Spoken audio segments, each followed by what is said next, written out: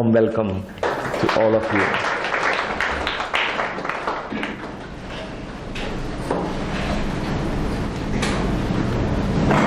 So it's another fresh day that we are going to begin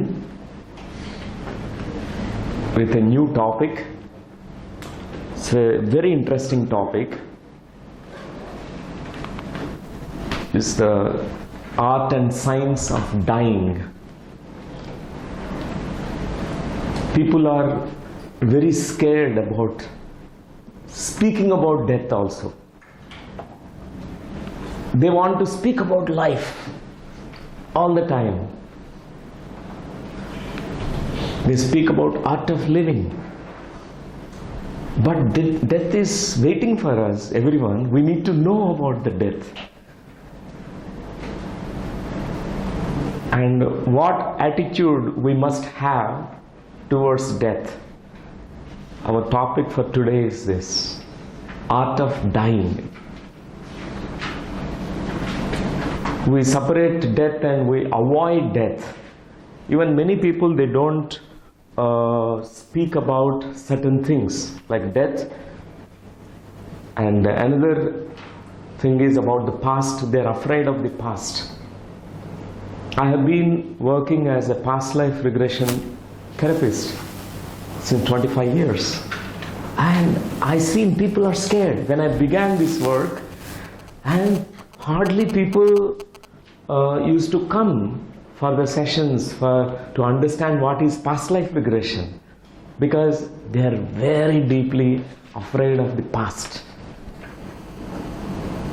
They want to avoid the past. And many people are afraid even to look into the darkness that they have inside them. They keep everything under the carpet. They hide everything. They avoid. They make themselves so busy in life. And today's topic also is a topic which is very scary for many people. In the very word death, dying, it scares them. That's why they avoid this topic. But all meditators, they are very different from. They develop a kind of beautiful insights about death and life. They consider that they both are like two eyes of a person. Both are equal. They take life and death as equals. Not life is great, not death is great. Both are equal. So, this taboo topic, we understand the art, how to die consciously with awareness.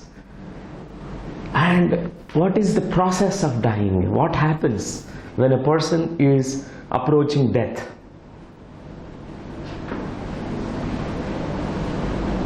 When we are taking birth, when we are born, we have a preparation time, right? We all prepare for our birth. The universe, the existence has designed 9 months' time. That's the preparation time. It's like before we plunge into this physical plane, this earth dimension, we are prepared in the womb. And for 9 months preparation is there. We mature as a fetus, we grow, not only our physical organs, physical body cells, we also grow in certain faculties of the mind. We develop certain things. We prepare ourselves to, it's like a slow transition. Even the death also, there is this preparation. The same kind of preparation happens. People, they come to know about their death 9 months before. Those who are spiritually sensitive beings, aware beings, they can sense before, even many decades before. They know that this is the moment of my death. The death is waiting there for me. That moment I disappear. So it's a preparation. At least 9 months time is given for everyone. 9 months when you are about to leave this planet Earth, you come to know about your death. The shadow of death will approach. It will come near to you. You can smell it. You can smell your death. You get certain indications, certain signs, certain messages, certain visions, certain dreams. If you are spiritually sensitive, whoever is meditator, they sense very clearly their death. And when the death point comes, they're ready to die because they're prepared enough. They're very ready. So friends, today's class is dedicated to all these masters. Lord Krishna, Lord Buddha, Lord Christ, Lord Adi Shankaracharya, Lord Don Juan, who is a teacher of Carlos Castaneda. So these are such great teachers who had such deep influence, deep impact on my life. I highly recommend this master Don Juan. He is completely new age, means completely he presented this entire spiritual science, spiritual subjects in the modern context where logically we can understand things very clearly. One of the amazing masters.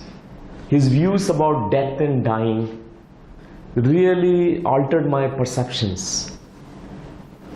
Many people, we take our life for granted because we don't know that death is really waiting for us. It is just there, very near to us. It has not yet touched us, but it is waiting for us. So let us clap for all these masters. All of them, if you look into their teachings, you find that it's about death and dying only. They have emphasized so much. If you look into Buddha's life itself and Buddha's approach towards life and death, you will understand that he has been telling people, go and meditate and look at a corpse, people who are dying, sit them, near them, meditate, watch. And you will also come to know that you will also die one day. That's what Buddha was teaching all the time. And Krishna, entire Bhagavad Gita is about death, no death state. He was talking about the physical body's death, but he was speaking about the soul which never dies. Every sloka is about the life after death. What happens after we die? Where do we go? What do we do there? Entire process of dying, Lord Krishna has given. And Christ, Jesus Christ, his entire life is a testimony of how we die consciously. He is such a living example. So he left with us such great wisdom, such a great master, Lord Christ. And we need to learn something from this master too. And Adi Shankaracharya. He is such an amazing master. Even a lay person, whoever reads Bhajagovindam, they understand that death is so inevitable. It's going to pounce on us any moment, but we can't we can't postpone our enlightenment. We can't postpone certain things in life. We come to know from Adi Shankaracharya so many things. And another great master, Don Juan. So friends, death is such a mystery. We need to know about death. Know death. Once you know what is death, there is no death. No death and no death. People are very afraid. How many of you here have some fear of dying? Fear of death? That's very good. Appreciate your courage to raise your hands, to not to avoid the fear, this facing the fear of death. Because it is so inevitable. We must know about death before death touches us.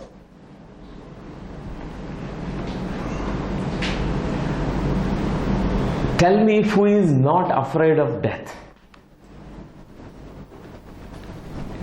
You are not afraid. Yeah, wow. Wonderful. Claps to all these masters.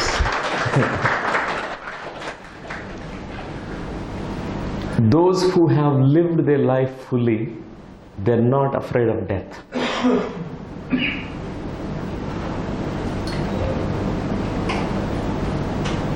You have lived fully, participated in life.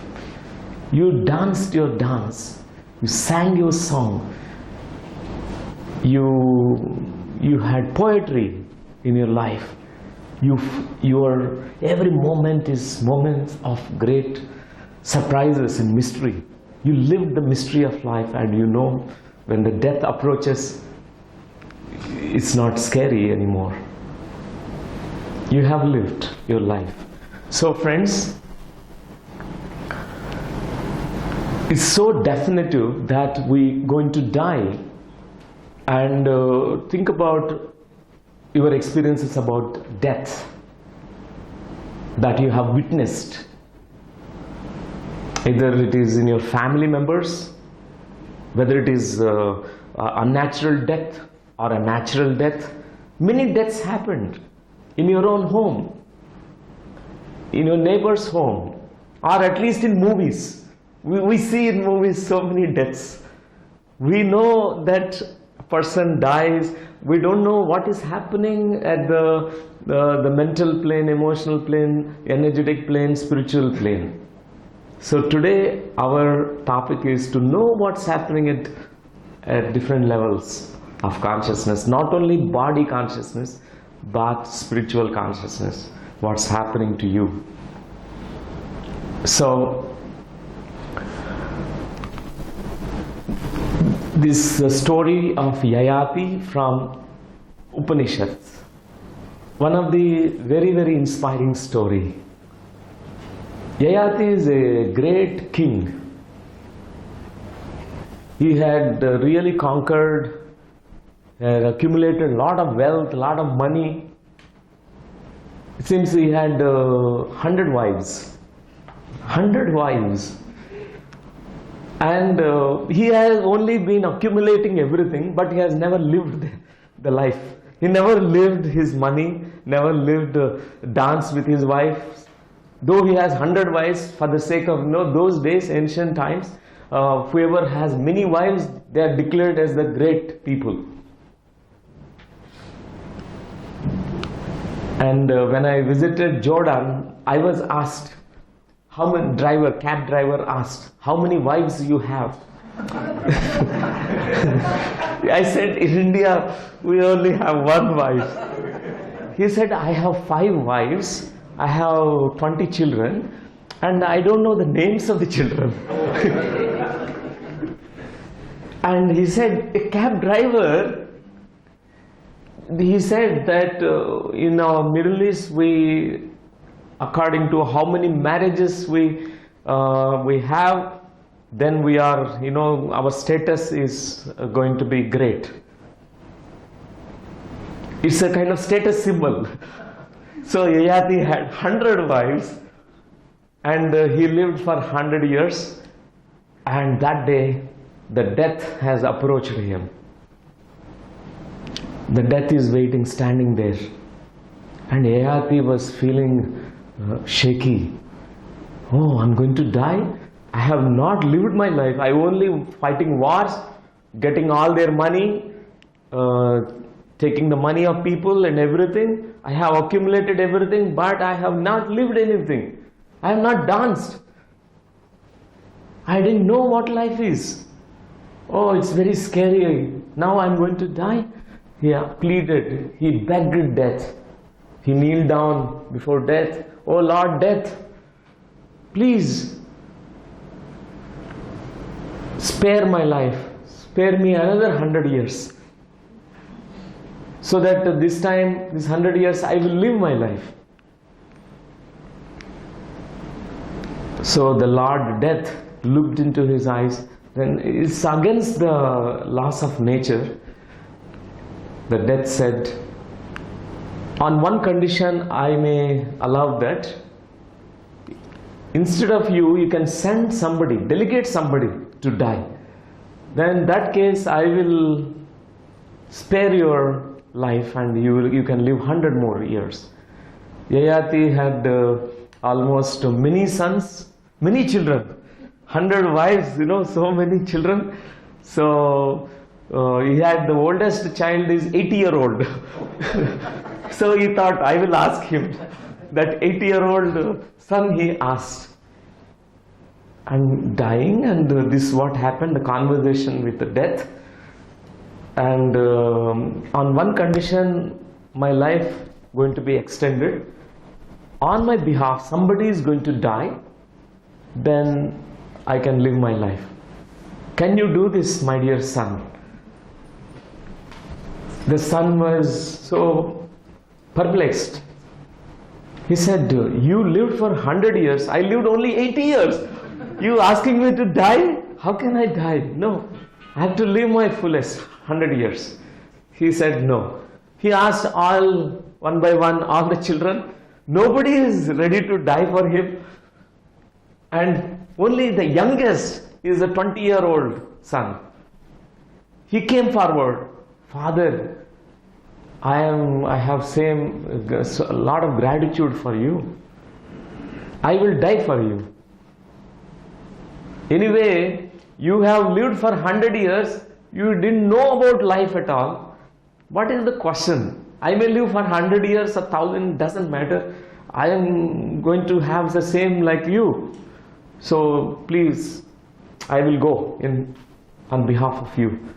And Death, Lord Death, has taken this 20-year-old son, and Yayati lived for another 100 years. So 100 years is over. After 200 years, again death has come. Yayati again is trembling, shaking, shivering. He again pleaded, another 100 years, grant me another 100 years. So he said, again he is taking away one by one on his behalf. Many people, they are also dying for this king, Yayati. And 1,000 years he lived. What is the point? Death has finally said after 1,000 years, there is no point. You are the same. After 1,000 years also, there is no change in you. You are the same person. Same routine stuff. You don't participate, you don't live your life. You only afraid of death. You don't know anything. Same story continues. So this story has great meaning to all of us because we do the same. We may live for 1,000 years, but we have not lived really our life fully. Have you danced? Have you really rejoiced? Have you meditated? Have you lived with awareness every single moment? That is life. This is the story of Yayati, great inspiration to all of us. So our Yamadharmaraj is waiting for us. Yesterday I had an opportunity to see the movie Sogade Chinna Naina. It's very good, ding dong, ding dong. That song is very good. And there also there is a Yamadharmaraj. And the hero dies, the Bangar Raju dies. The character of the movie is Bangar Raju. And had a dialogue, conversation with Yamadharmaraj.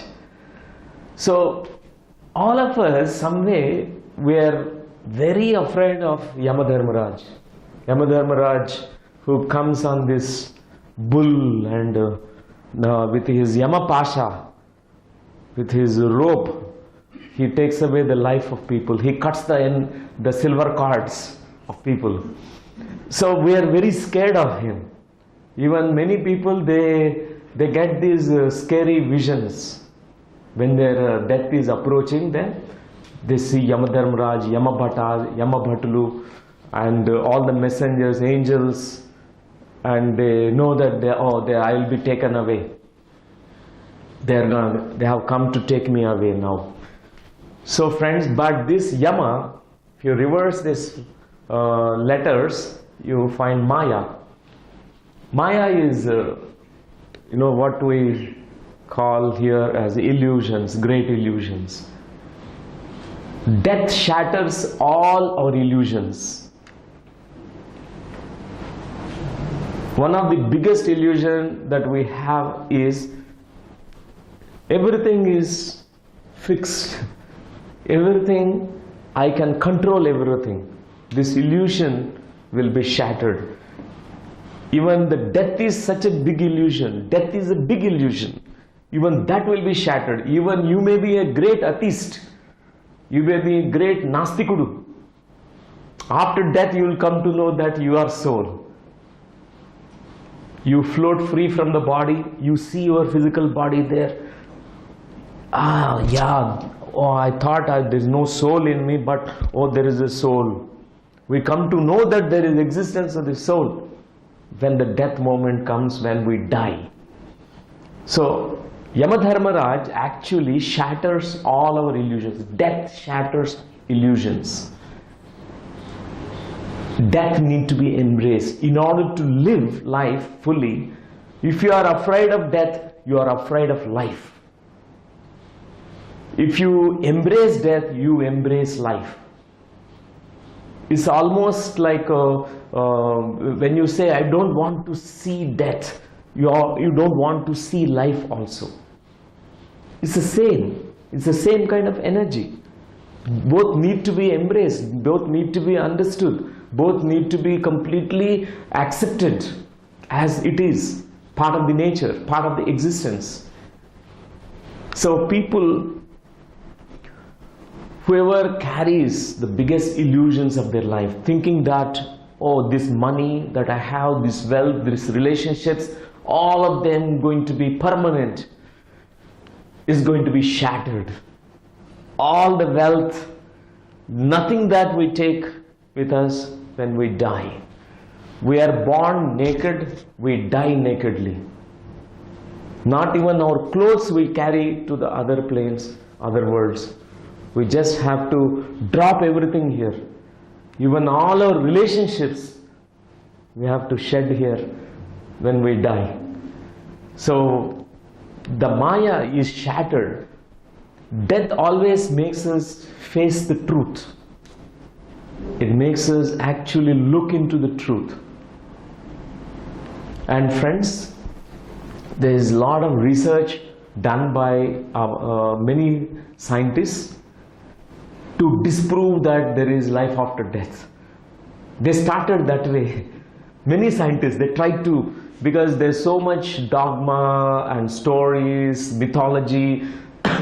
Buddhist says that the soul goes into Bado realms, and Hindus say something else, and Jainism says something else, and Egyptians have their own concepts. All this, they want to disprove that there is a soul, disprove that there is life after death. But almost everyone, whoever have done with open-mindedness all the research, they have encountered the great truth about life after death. There are enormous studies conducted. One is about near-death experiences. People who have been reporting near-death experience. I personally heard from India more than 200 cases of near-death experiences. Personally, I interviewed them. I have studied about what happens between the time of departure. A person dies go to the other planes, and they come back. In a near-death experience, a person temporarily dies. Doctors declare them dead. Even their pulse rate will be absent. EEG will be flat. There is no recording of the ECG. Heartbeats are no more. Monitoring all the parameters are completely absent. Pupils are dilated. There is no life force in them. So doctors declared them dead, but these cases of near death where people died for a few minutes to few hours, maximum time that was reported is 48 hours. 48 hours a person died, medically dead. He was kept in the mortuary room, but later on he was moving and wiggling his toes, and people brought him out. Then he reported strange stories about other worlds. There are different planes of existence. So many people have been reporting. Medical doctors had this opportunity to hear these stories. One of them is Dr. Raymond Moody. I highly recommend this book, Life After Life, Reflections of Life After Life. It's a great book. He's been working as a cardiologist, and people are having heart attacks and they're dying. He used to resuscitate them. He used to take some measures to revive them, and many people after 1 hour they have come back into their body, after 1 hour. But 1 hour they're dead. And he started asking them, what happened to you when you are about to die? He was very curious, and most of them they told consistently the same stories. Going through the tunnels, going to the other worlds, there's a light, they're meeting other beings, non-human beings, non-physical beings. So most of them, they reported the common symptoms of life after death, like how the soul looks, how the soul feels. Such a great wealth of information was collected around the globe about near-death experiences and past life regression. I've been doing 25 years, and I make people go through the death experience. I rejoice. I love death. I make people die in the past lives. People, they don't know what death is. People, they experience traumatic deaths. How the body dies. What happens in the physical body? What happens in the mental body? What happens in the energy body? Spiritual body? They report all that experience. What happens when we vacate the body as a soul? Where do we go? There's enormous research conducted by many spiritual scientists around the globe. It's called LBL research, Life Between Lives research. And another great wealth of information or experiential knowledge collected by all meditators around the globe. Meditators, they have these spiritual journeys. They're called astral travels. When they're going out of body, when they journey to the different planes, they come to know about the life after death. Many people, they had spiritual NDEs. Spiritual NDE means in the meditation, people who have gone out of body for many hours. In a way, many relatives, they check their pulse, it's absent.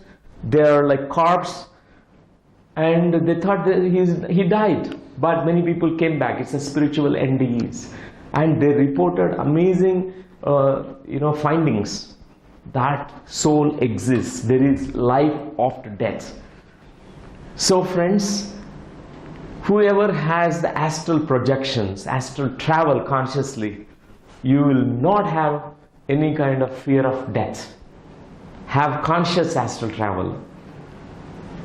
So I had long back, my first experience began in spirituality with astral travel. I was completely non-believer of spirituality at all. My background is completely a scientific background. My father is a physics lecturer, so he said, don't believe anything blindly. From childhood, it was so conditioned. My father conditioned me. All the sadhus, yogis, mystics, babas are fake babas. I used to think that way. When I came to know about meditation, a book brought me to meditation, Jonathan Livingston Seagull. Then I met my guru Patriji. He taught me meditation. And I thought initially, he must be a fake Baba too. I must not believe whatever he is telling. I must first investigate, experiment, whether whatever he is telling, whether it is true or not. He told me that one can see through third eye, one can Kundalini energy, so much energy is inside, there is soul, there is astral body which comes out in meditation. I didn't believe, I didn't have experience. So I started meditation, and my first experience is after 40 days of meditation, my first astral travel experience. I came out of my body. I was watching myself from outside. I was really surprised because I thought it's my figment of imagination. That moment also, I didn't believe my experience. In my astral body, I was watching myself from outside, almost touching to the roof. I was watching, my body is meditating there. And I thought I will experiment now today. I gone to my friend's room, walked into the corridor, went into my friend's room, and I used to stay in a hostel in Kurnool. So there, I entered into the room without his permission, of course. In my astral body, there are no permissions required. So it's so beautiful to have that experience, walking through walls, walking through doors, and nothing stops you. Then I saw what my friend is doing, what clothes he is wearing. I came back into my body. I thought today I will come to know whether it is my imagination or real. Only two possibilities are there. If it is real, I am going to really investigate, research. Patri sir, I will listen to him. So that day I cross-checked, and whatever I have seen in my astral body, a picture of a tree he was drawing with a green sketch pen. And when I went, I asked him, what you were doing? With that question, he was so surprised, because why I was asking, what were you doing? I might have asked something else. But he said, I was drawing a picture of a tree, showed me the picture of the tree. And it's a great happiness for me in that moment. I felt spirituality is not superstitious, not based on a blind belief. It is based on truth. I had my first astral travel experience. After that, many series of astral experiments I set myself. I conducted. I want to experiment first. And I came to know that this astral travel is very true. And completely the fear of death completely gone from me. Otherwise, from childhood, my grandmother used to tell me stories about death and ghosts. How people, after their death, some people, they become ghosts. I used to get scared as a child. So she used to tell, don't go to those Chinta Chettu, tamarind tree. Near the tamarind tree, ghost comes. Ghosts will be there. All the ghosts will be only there hanging on the Chinta Chettu. Yeah, on the reverse. So I used to get scared. So in my astral travel, I have come to know I have also a ghost in me. There's nothing to be scared. So it's such a great experience. My fear of death completely vanished. My quality of life completely enhanced. Completely. I know that when death comes, that very moment I drop this body and I vacate the body. This is what I felt. It was 1990, the year 1990, I had my first this experience of astral travel. Those who are afraid of death, I highly recommend astral traveling, soul travel. Practice meditation, experiment, don't believe what I say, and instead have your own experience of it. Before we disprove, we need to experiment, we need to research. Even to disprove also you need to research. We can't just blindly say because somebody said there is no soul, you can't say there is no soul. You must first investigate. Where is the proof that there is no soul? We are asking where is the proof for soul? We also need to ask ourselves, what is the proof that there is no soul? So friends, whoever has done this kind of astral travels, they come to know the existence of the soul. Whoever has done meditation, they also come to know about the art and science of dying. So enormous research was conducted, done, and from the ancient times is tremendous research. All the rishis, mystics, yogis, Himalayan masters, what tremendous, they are the great champions, spiritual champions. All the spiritual champions, they live on the high altitudes, on mountains. In the plains, mediocres they live, they call them, because they don't want to mingle here. Most of them, they live there because here, have you observed when you go on to the top of a mountain, you don't have any negative thought in you? You experience a kind of energy. All mountains are pyramids. All mountain structures are in a way, it's a pyramid structures. I climbed in Sri Lanka, Adam's Peak with the team members, and it's amazing experience. Adam's Peak in Sri Lanka, it's worth climbing that Adam's Peak. Almost it takes 5 hours to 6 hours climb, a steep walk, and after going there, you will be totally exhausted, tired, but all the tiredness will vanish. You experience some beautiful energy there. What a research conducted by these mountain masters. Really, all masters are mountains. That's why they live on the mountains. We also need to go to mountains whenever there is an opportunity. We need to climb mountains all the time. It's such a great experience to meditate on the mountains. Go and climb the top of the hills, meditate there. How many climbed Tirupati Balaji temple? Wow! You must not go in a bus. Next time you climb and go to the top of the... That's a great experience. Really great experience. Walking through the nature, looking at the nature, that's a great experience. So friends, for you also I highly recommend research about death. Search, research inside you. The soul will give you all the validity about the existence of the soul. Your own soul will teach you through your own experiences. You will have plenty of experiences which can teach you about immortal nature of consciousness. How the consciousness in us is going to survive after death. So friends, Kathopanishad, we all know about Nachiketa, great master.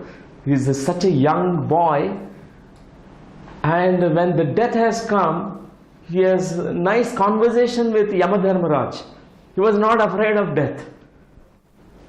How many children we see who are like this, who are not scared? Even adults are so scared. Even adults are more scared than children. Children are less scared of dying actually, but adults, we are so terribly scared. We tremble, we shake, we want to escape from death. But the children are very naturally embracive about death. They take it as something naturally. When the death comes to a child, they die with a smile. They smile and they go. There's no much, that emotional things. There's no fear in them. They just die naturally. But when Nachiketa died, he went to the other worlds. There he met Yamadharmaraj. Actually, many people reported there are several planes there. There are lokas, there are worlds. They're called Sukshma Lokas, Urdhva Lokas. Those worlds, there are beings. So this world, lower astral and middle astral planes, the in charge for those worlds is Yamadharmaraj. He's the in charge. Somebody will be in charge for these worlds, like Earth planet. There are some in charges. For example, there is in charge for our country, our Prime Minister, President. They take care of the administration. There are some in charges. Even spiritual administration is completely taken up by Mahavatar Babaji. Earth administration right now. And Lord Hanuman. Both of them, they're taking care of the earth administration. So each plane has some kind of in charges or leaders. Yamadharmaraj there, when Nachiketa met him, he had a dialogue. Nachiketa asked such wise questions. Why do we die? And what happens later? How many planes are here? How many lokas are there here? What do we do here? And why do we reincarnate? All these questions are questions of enlightenment only. Only those who are ready for enlightenment, they have these questions. Otherwise, normally our questions are, how do I get money? How do I make my business? Do I get a beautiful wife? All these questions tells us about, about our maturity levels, our evolution. A person who is wise, who is matured in his consciousness, he has these questions about death, life after death. One of the very important questions is, what happens when we die? Where do we go? Why do we reincarnate? Is reincarnation true? What is the nature of the soul? What is the soul's experience in the other planes? All these questions are questions of an enlightened being. Before our enlightenment, these questions will come to us. So friends, this is such a great gift to the world, Kathopanishad. The scripture is a gift to the world about these worlds and the existence of these worlds and about life after death. And Lord Krishna is such cute master, playful master. Not because he has taught Bhagavad Gita to us, because he is friendly master, he is playful master. He used to dance all the time, he is very playful master. But he is a Paramatma, he has reached to supreme levels of growth and evolution. All masters are sentient beings like us, like human beings who incarnated like us. But because of their sadhana, they have grown. They evolved in leaps and bounds. Because of sadhana, effort, they have practiced. They disciplined themselves. They practiced awareness. They meditated. They researched about the soul. He has reached to pinnacles, this master. Such a great contribution to the world. All the slokas that you find in Bhagavad Gita, in some way it's related about law of karma, law of reincarnation, or life after death. The soul, about the soul. The soul which never dies. So, gatasu nagatasu nan sochanti panditaha. So, In this sloka, he said about the people who cry and cry for death. They mourn and mourn, and almost for years and years. He said those are all foolish. They are not enlightened. Pandita means enlightened beings. Pamaras are who are unenlightened beings. Those who are enlightened beings, they will not cry for death. They neither cry for dead people, they are not crying for living people also. Those are the enlightened beings. They smile, they dance, they rejoice every moment. What is there to cry? శోకము, మనలో ఉండే శోకము మన అజ్ఞానానికి ప్రతీక. మనం ఎంత అజ్ఞానంలో మనం ఉంటే అంత శోకంలో ఉంటాం. శోక సముద్రంలో మునిగిపోతాం. ఆ కృష్ణ పరమాత్ముడు మనకి ఎంత చక్కగా చెప్పారు చూడండి. చక్కగా పండితుడు కావయ్యా అని చెప్తున్నారు. పండితుడు కా, ఎన్లైటెండ్ మాస్టర్ కా. Be enlightened, be awakened as an enlightened being. Why do you are afraid of death? వాళ్ళు చనిపోతారు, అందుకే నాకు భయం ఉంది, వాళ్ళు కోల్పోతాను, ఎప్పుడో జరగబోయేది, లేకపోతే ఇప్పుడు చనిపోయారు, నా యాక్సెప్ట్ చేయలేను ఈ డెత్ని. ఇవన్నీ కూడా పామరులు మాట్లాడే మాటలు. అర్జునుడు ఆ యుద్ధంలో చెప్తున్నాడు అనమాట, నేను ఫైటింగ్ చేయలేను, మా తాతలు వీళ్ళంతా ఉన్నారు, మా cousins, how can I kill them in this war, Mahabharata, in this Kurukshetra, I can't kill them. I can give up my entire kingdom. I will give them my entire things. I don't want to kill them. I go back now. Then Krishna taught in the middle of the war, why do you cry? You are talking like a fool. Don't be foolish. Then he told about the soul. Entire Bhagavad Gita is about the soul. How many read Bhagavad Gita? Yeah, little. Okay, but everyone highly recommends. When I went to Germany, there's a Heidelberg University is there. One of the wonderful universities, very old university. There, one department, all people, they can chant, they can sing Bhagavad Gita. Germans, they are so fond of Indians. I was feeling so ashamed that being born here, we have not studied Bhagavad Gita. But Germans, they know every sloka, they research what is the meaning. He was asking the meaning. That time I didn't know. But later when I came back, I studied Bhagavad Gita. Being born here, Lord Krishna has given us this beautiful knowledge, the teachings. Please read Bhagavad Gita. Whoever reads Bhagavad Gita, practices it, lives it in the life, they have no fear of dying. No death touches them. They experience immortal consciousness in this very existence.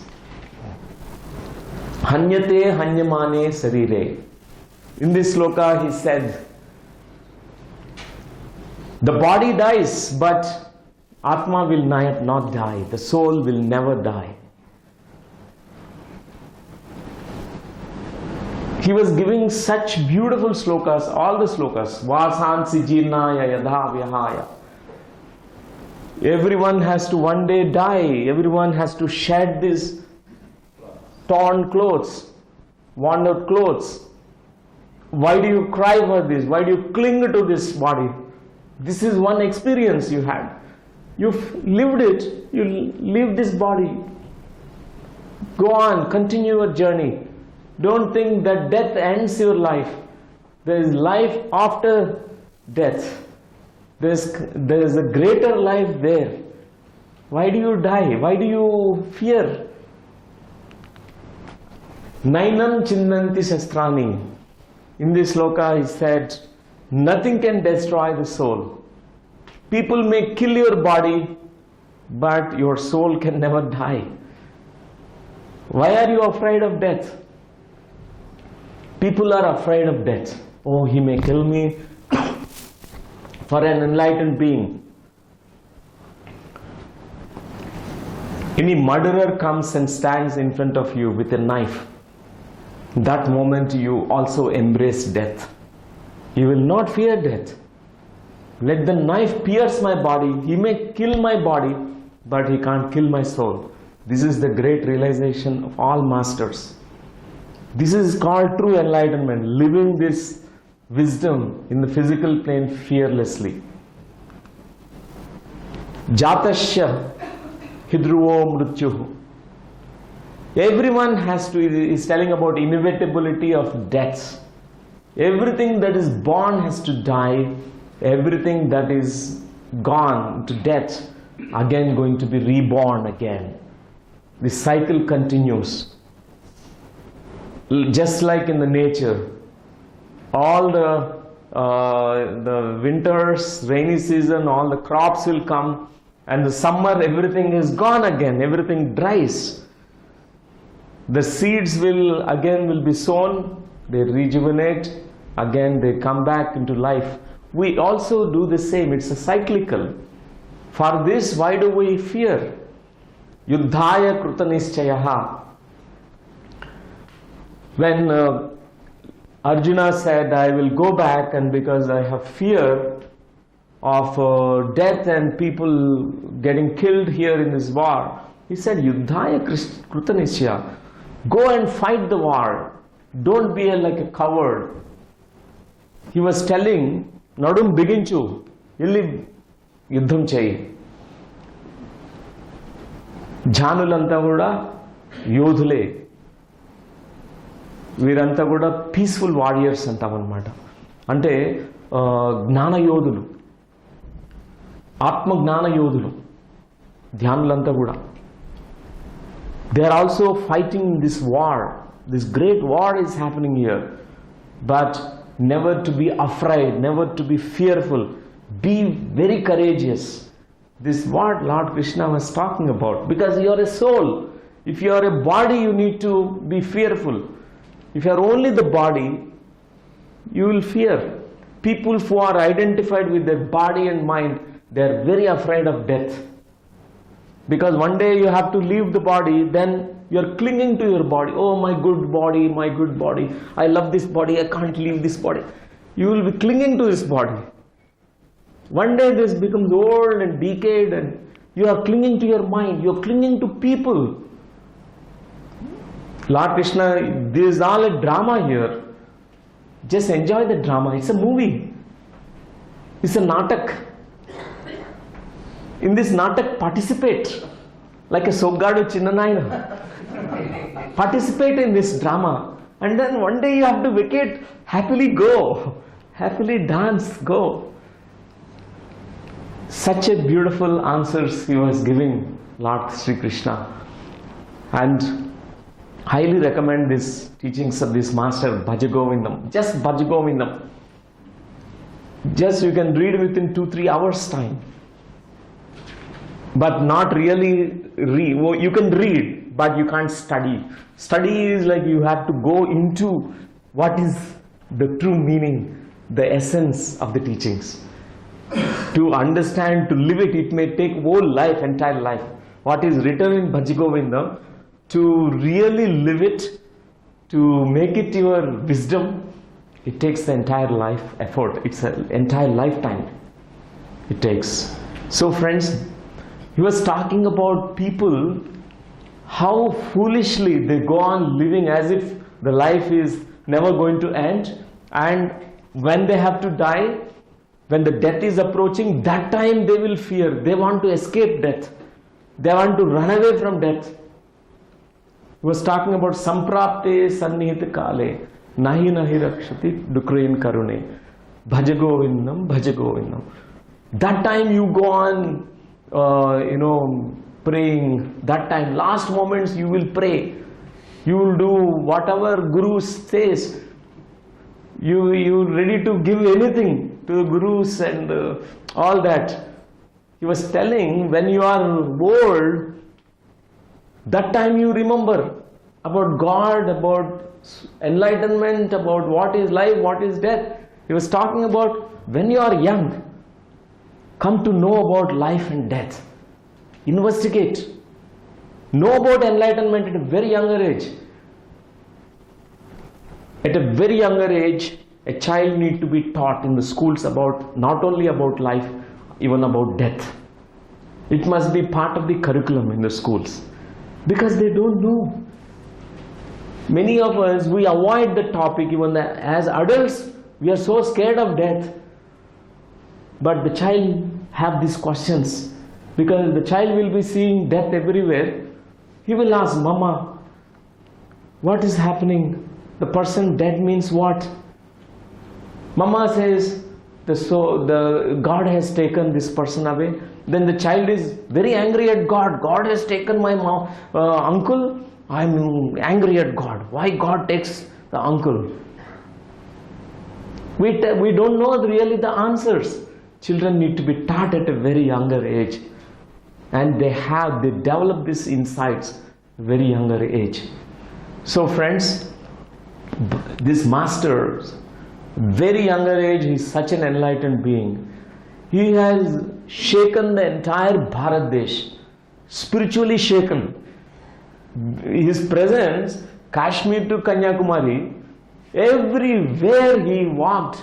Those times, you remember, there are no transportation. Now the flights are there. It will take only 1 hour to 2 hours time to go to Kashmir from Kanyakumari. We can shuttle. 2 hours flight we can go. That time, hardly there are no roads. All the forests, mountains, rivers.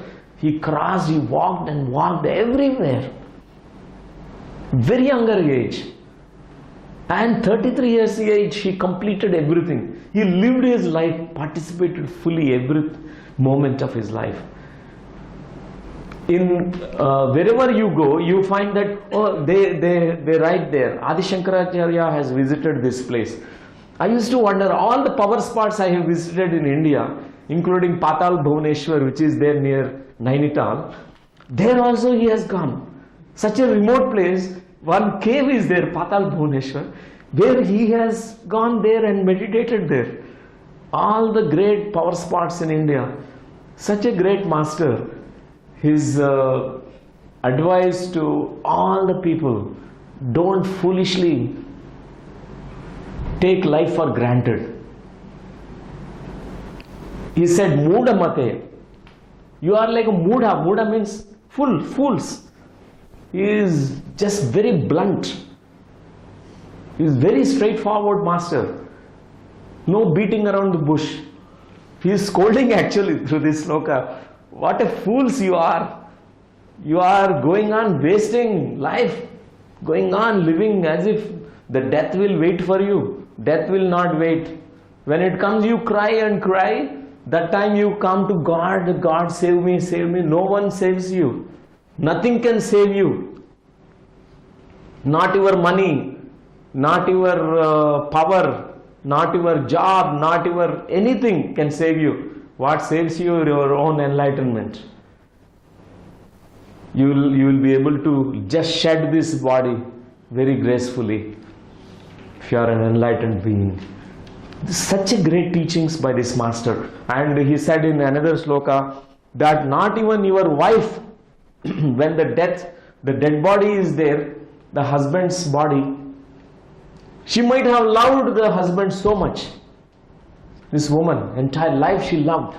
But the dead body after 2 days, it stings. Even she will be afraid to be there with the body. Said, what happens after death? There is no value to this. It's gone. Not even your loved ones will be very happy about keeping the body with them. They have to cremate, they have to bury the body or cremate the body. For that body, why do you waste your time? Wake up, wake up. That's what Adi Shankaracharya was telling. So friends, the great source of wisdom about the death, the Tibetan book of death and living, Sogyal Rinpoche. Tibetans have done such great phenomenal work, research. All the lamas, they are Buddhist masters. They have really practiced. When death happens, they don't avoid death. A lama guides a person who is dying. Actually, even their cremation, these kind of rites, death rites are very different. They say that the body is actually offered for the birds, vultures to eat. In my past life, I was in Tibet. I was a monk. When I died, my body was thrown out onto the hillock. But I was in a semi-conscious state. I did not die fully. And it was pricking, and the stones are really, my body could feel the sensation. Those vultures came and disemboweled me. They were eating my flesh. I was witnessing everything. My body stored the cellular memory, but I died consciously in that moment. So friends, their practice is so very different. They help a dying person. Hope in the future we see in the hospitals a kind of a death center also. A person who is ready to die, or like a meditation center in the hospitals, where a person will be taken to that place, where doctors will learn about how to guide a dying person. Even doctors are educated spiritually also. Not only about anatomy, physiology, pathology, microbiology, but also about something about the soul. The doctors have no idea about this. In our medical college, this was not taught. We were taught that only arteries and veins exist. But spiritual anatomy must be taught in the medical schools in the future, where even the hospitals have these hospice centers. A person who is dying needs to be guided. Even a person who is very gripped with the fear, if a person is given the instructions, given the knowledge, there is a great possibility of enlightenment, even the last moments of the death. People who are closest to the death, have you seen that there is a kind of curiosity comes to them, natural curiosity about soul? Many people, atheists, they become theists when the death is approaching. When the death is coming near to them, they suddenly ask whether really God is there, whether really soul exists. These questions pops out into their minds. So friends, this is such a great book. I highly recommend this book.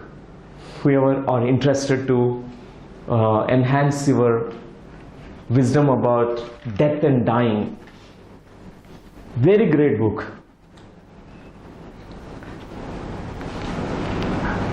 And another great master, he's a Buddhist master. All the Buddhist masters, they all practice this. Impermanence and death, they have great understanding about it. Even Atisha is such a great master. He was talking about impermanence. The last class we had is about certainty of uncertainty, impermanence. So completely Atisha's teachings are based on impermanence and death. Not about life at all. Why? Because the Buddha's approach is, he had observed people are only loving their life and rejecting death. He has observed that. He has reversed that completely. He said, love death. Fall in love with death. Know death. So that you will know that you are such formless, deathless and being who is beyond all these concepts. All Buddhist masters' teachings, you find that it's about death and impermanence. They have this system of guidance, how a person can be guided to death gracefully. Many people think that healing means a person comes back to life, but I see differently. Death is also healing, a great healing.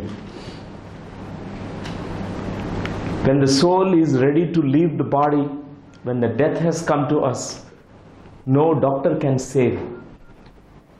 No sophisticated medical hospital can save a person when the death point has come.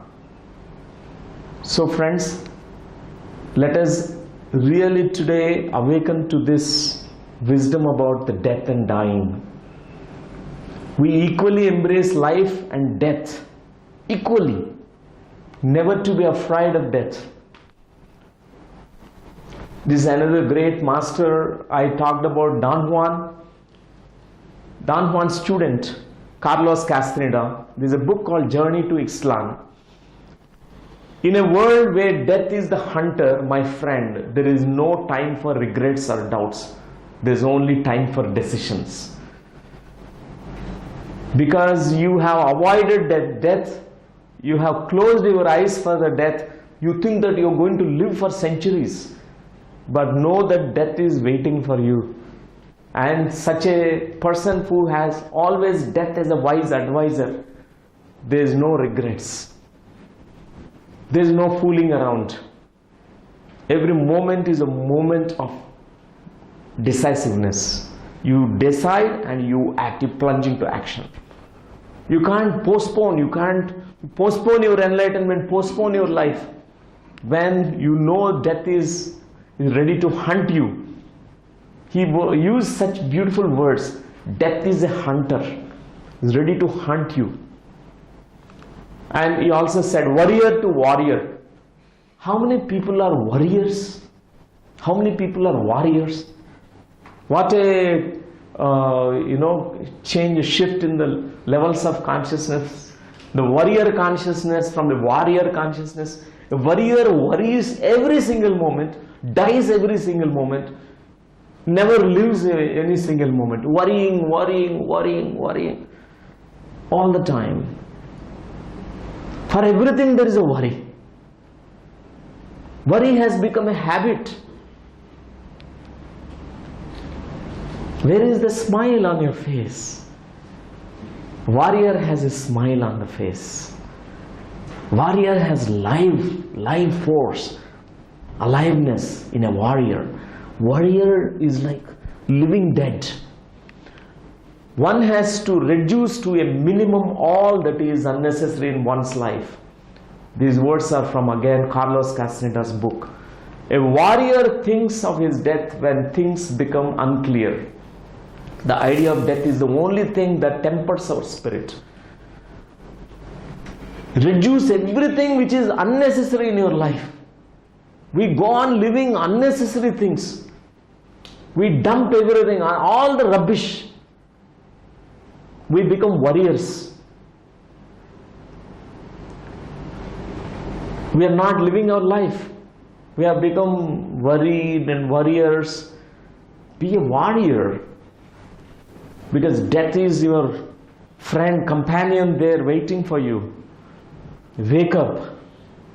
Reduce your self-importance. Reduce your ego. Our ego is going to be clinging to everything. Ego clings.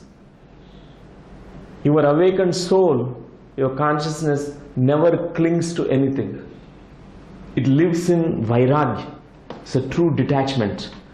True detachment is not that you will be losing interest about life. Actually, you will dance in life if you have a true detachment. If a true vairagya has come into you, you will really dance like Lord Krishna. He is a master of vairagya. But he danced every single moment. That's the true vairagya. People think they become monks. They grow a beard. They wear rosary braids. But they are so clingy. They are fearful. I met many sadhus who have not yet renounced anything at all. All this, they are same stupid beings, the same idiots. And vairagya must come from within. Our soul need to understand this. What is the vairagya? Unclinging nature. Death is your companion. Keep your death as your companion. Every moment it reminds you, have you lived your life fully? It tells you, it wakes you up. So friends, death is the only advisor that we have. Whenever you feel, as you always do, that everything is going wrong and you are about to be annihilated, turn to your death and ask if that is so. Your death will tell you that you are wrong, that nothing really matters outside its touch. Your death will tell you, I haven't touched you yet. Profound words of healing. Profound words of truth.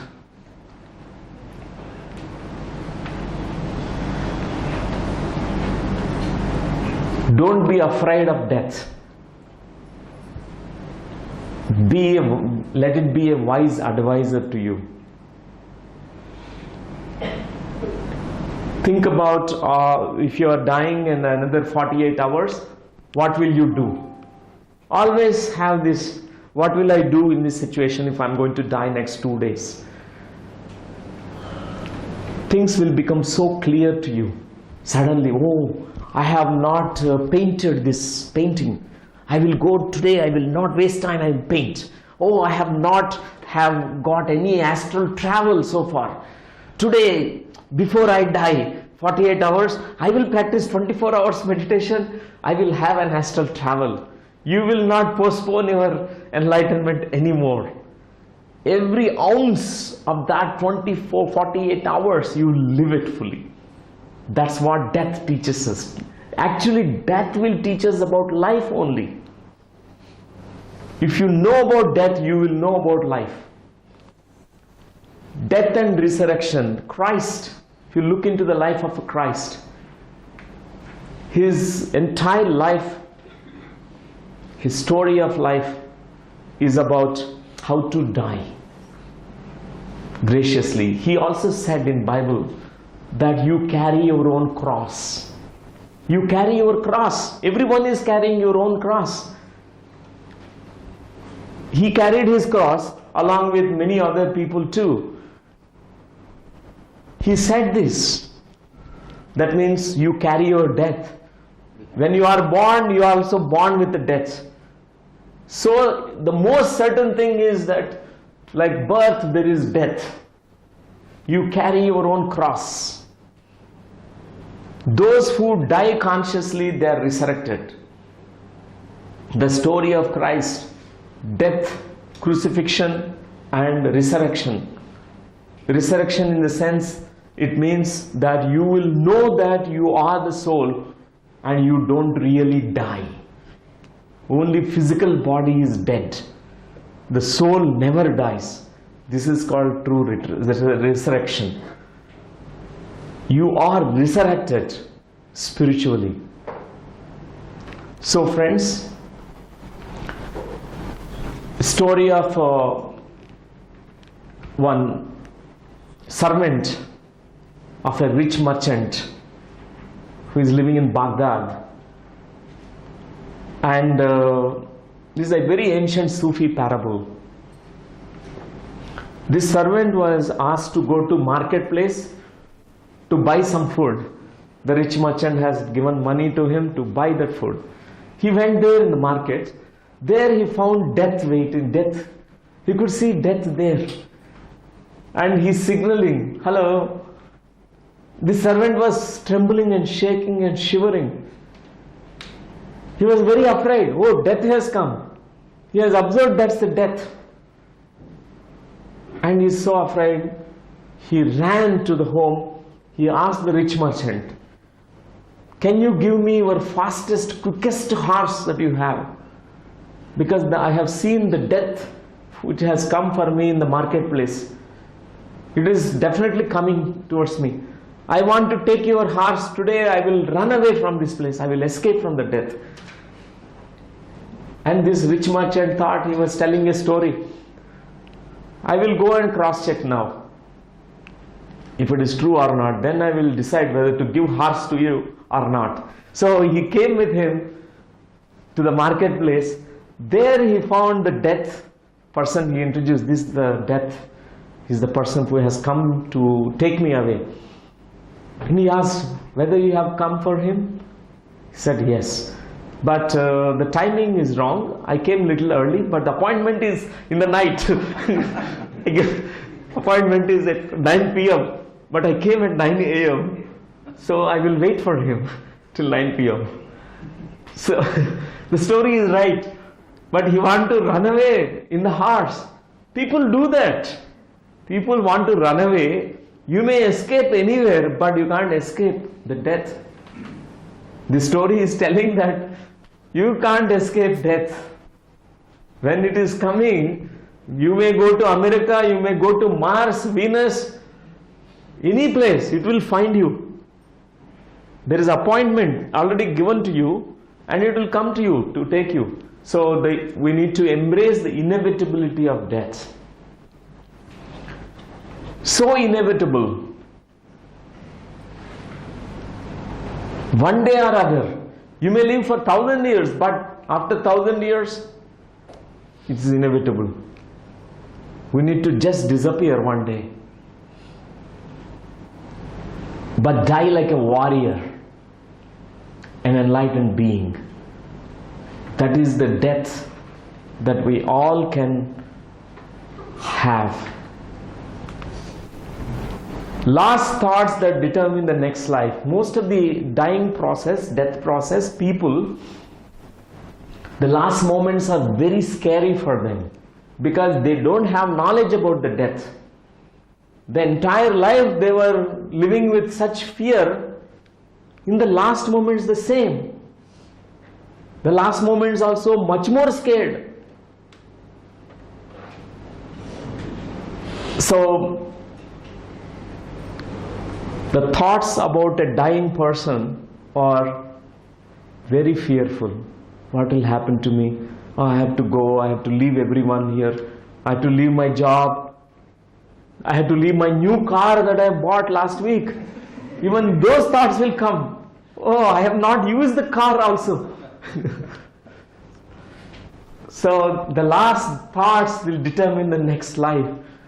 Because I have seen as regression therapist, many people who dies with certain thoughts, it becomes the seeds for the next life, for the reincarnation. They are going to be certainly incarnate in those circumstances, with those kind of conditions. The last thoughts will determine the next life. That's why if you look into religious practices, they make the person to chant at least God's name, at least say Narayana, Om Namah Shivaya. They put Tulsi Tirth in their mouth. In India, that's our practice. Every culture has this kind of at least some positive thoughts, some divine thoughts, because the last thoughts will determine your next birth. This birth is gone already. You are a gone case. You lived foolishly. You did not, know anything in this life. But let your next life at least be good. So we attempt through our religious practice. This is a kind of ritual almost everywhere in the world that is practiced. The last thoughts, the dying thoughts of a person, it determines our next birth, next life. So a person who is constantly aware of his death will not waste a single moment of life.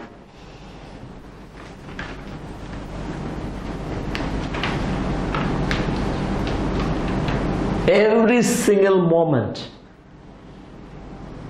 so precious. Every moment, we need to die, we need to resurrect ourselves. Dying to our past and reborn as a new being every moment. Every moment, every second, every nanosecond we need to do this. We need to die to the old moment and go as a new being every moment. That's what every aware being, conscious being and enlightened being does. Don't cling. Don't cling to anything. If you know that death is here, then really you will not waste even single moment of your life. So friends, the mindfulness of death, all the religions, spiritual traditions that talk about the mindfulness of death, aware death. This is the story of a Hasid mystic. Hasids are Jewish mystics. They are called non-traditional, unconventional, like mad people. They are generally laughed at. They are great mystics. All mystics are mad only. They appear to the world that they are mad people. When I stepped into spiritual path, everyone laughed. Everyone, my father, my whole family laughed. My medical colleagues laughed. They thought, what is this? He is such a fool. He can make so much money, success. He has all the potential. He has all the intelligence. But he talks about astral travel. He talks about meditation. They used to laugh. And I used to be all the time very adventurous, trekking and going on a bike and wherever, forest and all that. They used to always laugh at me. But all mystics are kind of mad. They are spiritually mad people. World can't understand them. Even this Hasid mystic also was misunderstood. Very few disciples he had. So they were asking him, so you are going to die, master. What do we do when you die? What kind of burial practice? What kind of death rites to be conducted for you? Tell me. His words are, final words. He said, surprise me. With such an innocence, he said, surprise me. Because he lived with mystery every moment. He said, whatever you do, it's a surprise for me. You surprise me with whatever that. So they conducted the final rites through a kind of fire ceremony. They danced around his body. With a grace, with smile, he died in that moment. So friends, in my childhood, I used to stay in Machilipatnam, Bandar, where whenever death happens, people carry the dead body. People will carry it on their shoulders and they throw all the flowers and they will have these drums. They beat the drums and every almost death I go and dance. I used to dance. It's for me. And also they throw money, coins, they throw flowers. It's for me, in my childhood, this concept has come to me. Death is a celebration. Death is not to be cried, not to mourn, not to be grieving, sadness. I really like that kind of festive kind of atmosphere. Even a soul will witness this. Oh, these people are not crying for me. Oh, then there is no point. I should not stay here. I will go to a higher place.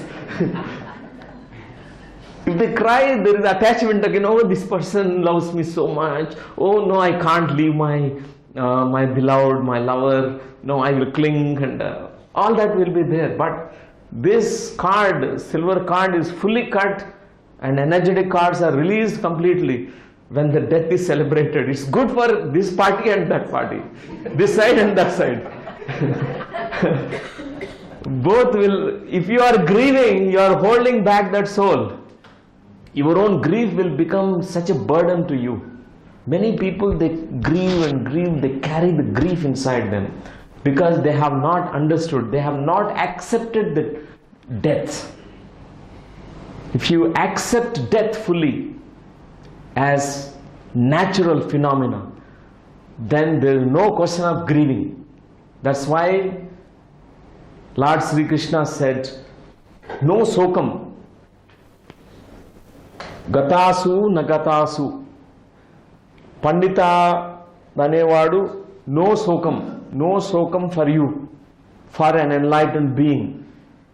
No grief anymore, because you have accepted death and life equally. Entire life is a preparation for death. Actually, through our living, every moment, we are actually preparing for our death. We are digging our own graveyard every moment. How you live, how you die is going to be determined by the quality of your life. If you live every single moment fully, every single moment you live fully, not like a yayati who accumulates but who has not lived his life, but who lives fully, then the death is completely welcomed.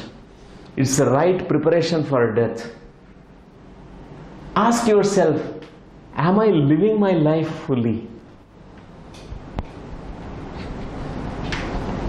Did I really know about this life? Have I lived courageously? Have I lived every desire of me here in this plane? Do I have something unfinished, pending? We have to think about these things. It's a good preparation for death. Those who have finished, there is no pending. Everything they complete, every single moment they complete spiritually with awareness. There is no pending. This very moment they're ready to go. They're ready to die. So, death transition, like a birth transition, there is a death transition. There is a book written by Jacqueline, who was living in Arunachalam now. Jacqueline, I don't know her full name. Pardon? Jacqueline Longstaff. She has written a book called Cosmic Airport. In the airport, what do? We wait. It's a transition. Then you will fly off to another place. So even death is a transition. Even the death is like an airport. In the airport, how you wait? There is a process of dying. In that process, you will wait in the airport. There is a gradual transition. There is a first security screening, then visa and passport checking, your boarding pass is issued, then you will be allowed to go to the other side, you will fly off. Even the death is a transition. So already your boarding pass is issued already. In that your time and date and flight number and everything is already issued. Some more protocols are there in the death transition moments. So she mentioned in a kind of beautiful anecdote and analogy of Cosmic Airport, beautiful presentation about death transition. So friends,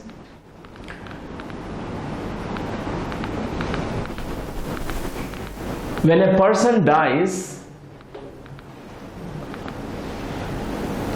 in this physical plane, they initially go to the purgatory worlds called lower astral planes. Not everyone, but briefly almost everyone will touch. It's called dark realms. They're called lower astral planes. They are like, because they're very close to the physical realm, that's why lower astral planes has a lot of heavy, dense emotions. Many people, they get trapped into this lower astral plane. They are called as hells, narakalokas. Whatever we call in biblical terms, it's called as purgatory worlds. Buddhists, they call the first Bardo realms, the first Bardo realm, first Bardo. In that Bardo realms, there is a lot of fear. people, they have fear. Even when they're leaving the body, there's so much fear a person goes through, because they don't know about the other side. They have not done astral travel. They've not gone to other realms. They have not known how to get out of their body and get out of their mind. There is no out-of-body experience so far. So when the death comes, they have the first Bardo realm experience, where they are shaken, fearful. Many people, they get trapped here, the lower astral plane. But always we are accompanied by spiritual guides. There are two guides, escorts, who will come with everyone, almost every soul. Like how we have birth angels. When we are born from the other plane, when we are coming into the mother's womb, we are also escorted by angelic beings or divine beings. They will come and make us actually feel safe here. They will whisper in our ears certain messages. They'll prompt us, they'll tell us, we are there with you, don't worry. You remember, we are going to be helping you. We send you signals, synchronicities to you. And same way, even the death happens, you are accompanied by your spiritual guides. And these guides will help you a lot, tremendously. Many people, they are very afraid to even detach themselves from the physical realm. For example, those people who are clingy, very needy, it's very difficult for them. For example, you are like an emperor, like King Alexander, somebody is Cleopatra, you are the Miss India, Miss Universe, and you feel still in the astral plane also, you feel, I am Miss Universe, I am Mr. India, and all that, and all the guides will laugh at you. You don't worry, uncling yourself, detach, that's over, that drama is over. You are no more, you are a soul here. You are like everyone. After everything is over, the chess pawns will reach the same place. I think Shakespeare said the same thing. So he said, when the drama is complete, the cinema is over, all the actors can remove the roles and they become the same. Everyone reached the same place. So in the astral planes, many people, they wear these kind of roles, they still identified clingy, needy and attached, and ragadveshas are there, and it's so difficult for them. And these guides will really do such hard work. Even the physical guides might have got so much work, but there is tremendous work there for the guides. So those who are actually in the enlightenment stage, many people, they volunteer to be guides, spiritual guides. So they try to guide them. Many people, they will also transit to the higher astral planes. But those beings who have some spiritual experiences, astral travels, or insights about death, who has embraced death fully, they can actually go into the higher realms. They can go to the astral plane, causal plane, supracausal planes. So in these planes, lot of interesting things happen here. So many wonderful, it's a great life. Death, your life is not ending. Your life has not began with birth. Birth and death are just 2 points. Just two, like we have kept, like I'm born here. You are never born. You are there before you are born also. You are never born here. You are always there. You never die. This is what an enlightened being realizes. So friends, there's such great life here, and people, they have interesting experiences. Many people reported. This is the plane where upper astral planes, they have access to records, Akashic records. From that plane onwards, you can have access to your past life records. In the causal planes, you can have access to even the future records. So Gupta Chitras, Chitragupta is nothing but Gupta Chitra. Gupta Chitra is Akashic records. You will have access to them. So many people, they review their life, they have tremendous rest there after so much hard work on the physical plane. In the school, so many examinations are here. We are like students here. Every person is tested, challenged. No exception to this rule. Even Christ was tested in the very last moments. In the crucifixion is such a test. He is such a victorious master.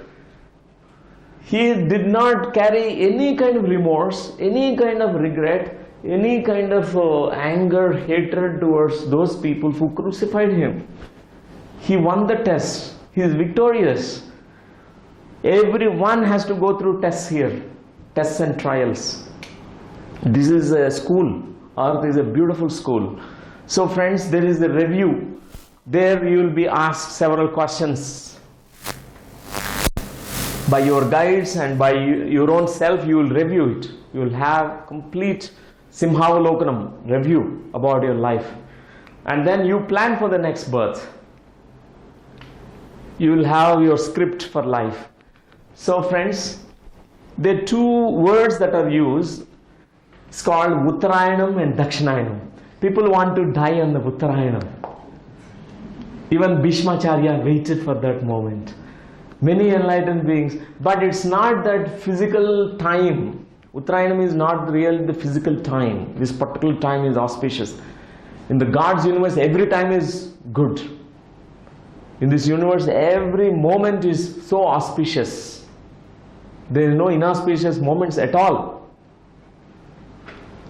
Spiritual science completely validates this truth that every moment is very precious, is auspicious. Uttarayanam is dying consciously. We need to know this. Dakshinayanam is dying with fear. That's why Dakshinayanam called darkness, path of darkness. It's called Dakshinayanam, path of darkness. You're dying with ignorance. Dying with enlightenment is called Uttarayanam. Bhishma Pitamaha died consciously on his Ampasaya. In the battlefield, he consciously vacated the body. He died with enlightenment. He heard the Bhagavad Gita. He had a nice conversation, a spiritual chat with Lord Krishna. This is called Uttarayanam. People think that I have to wait this month. And what is the month in Uttarayanam? People wait and want to die in those moments. They wait for those moments. It's not that. It's about enlightened death. Dying enlightened way is called Uttarayanam.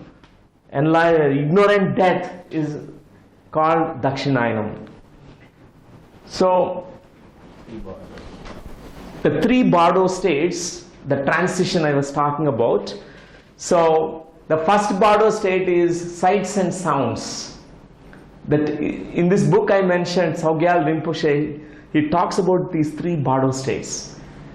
How a person dies, what is happening spiritually.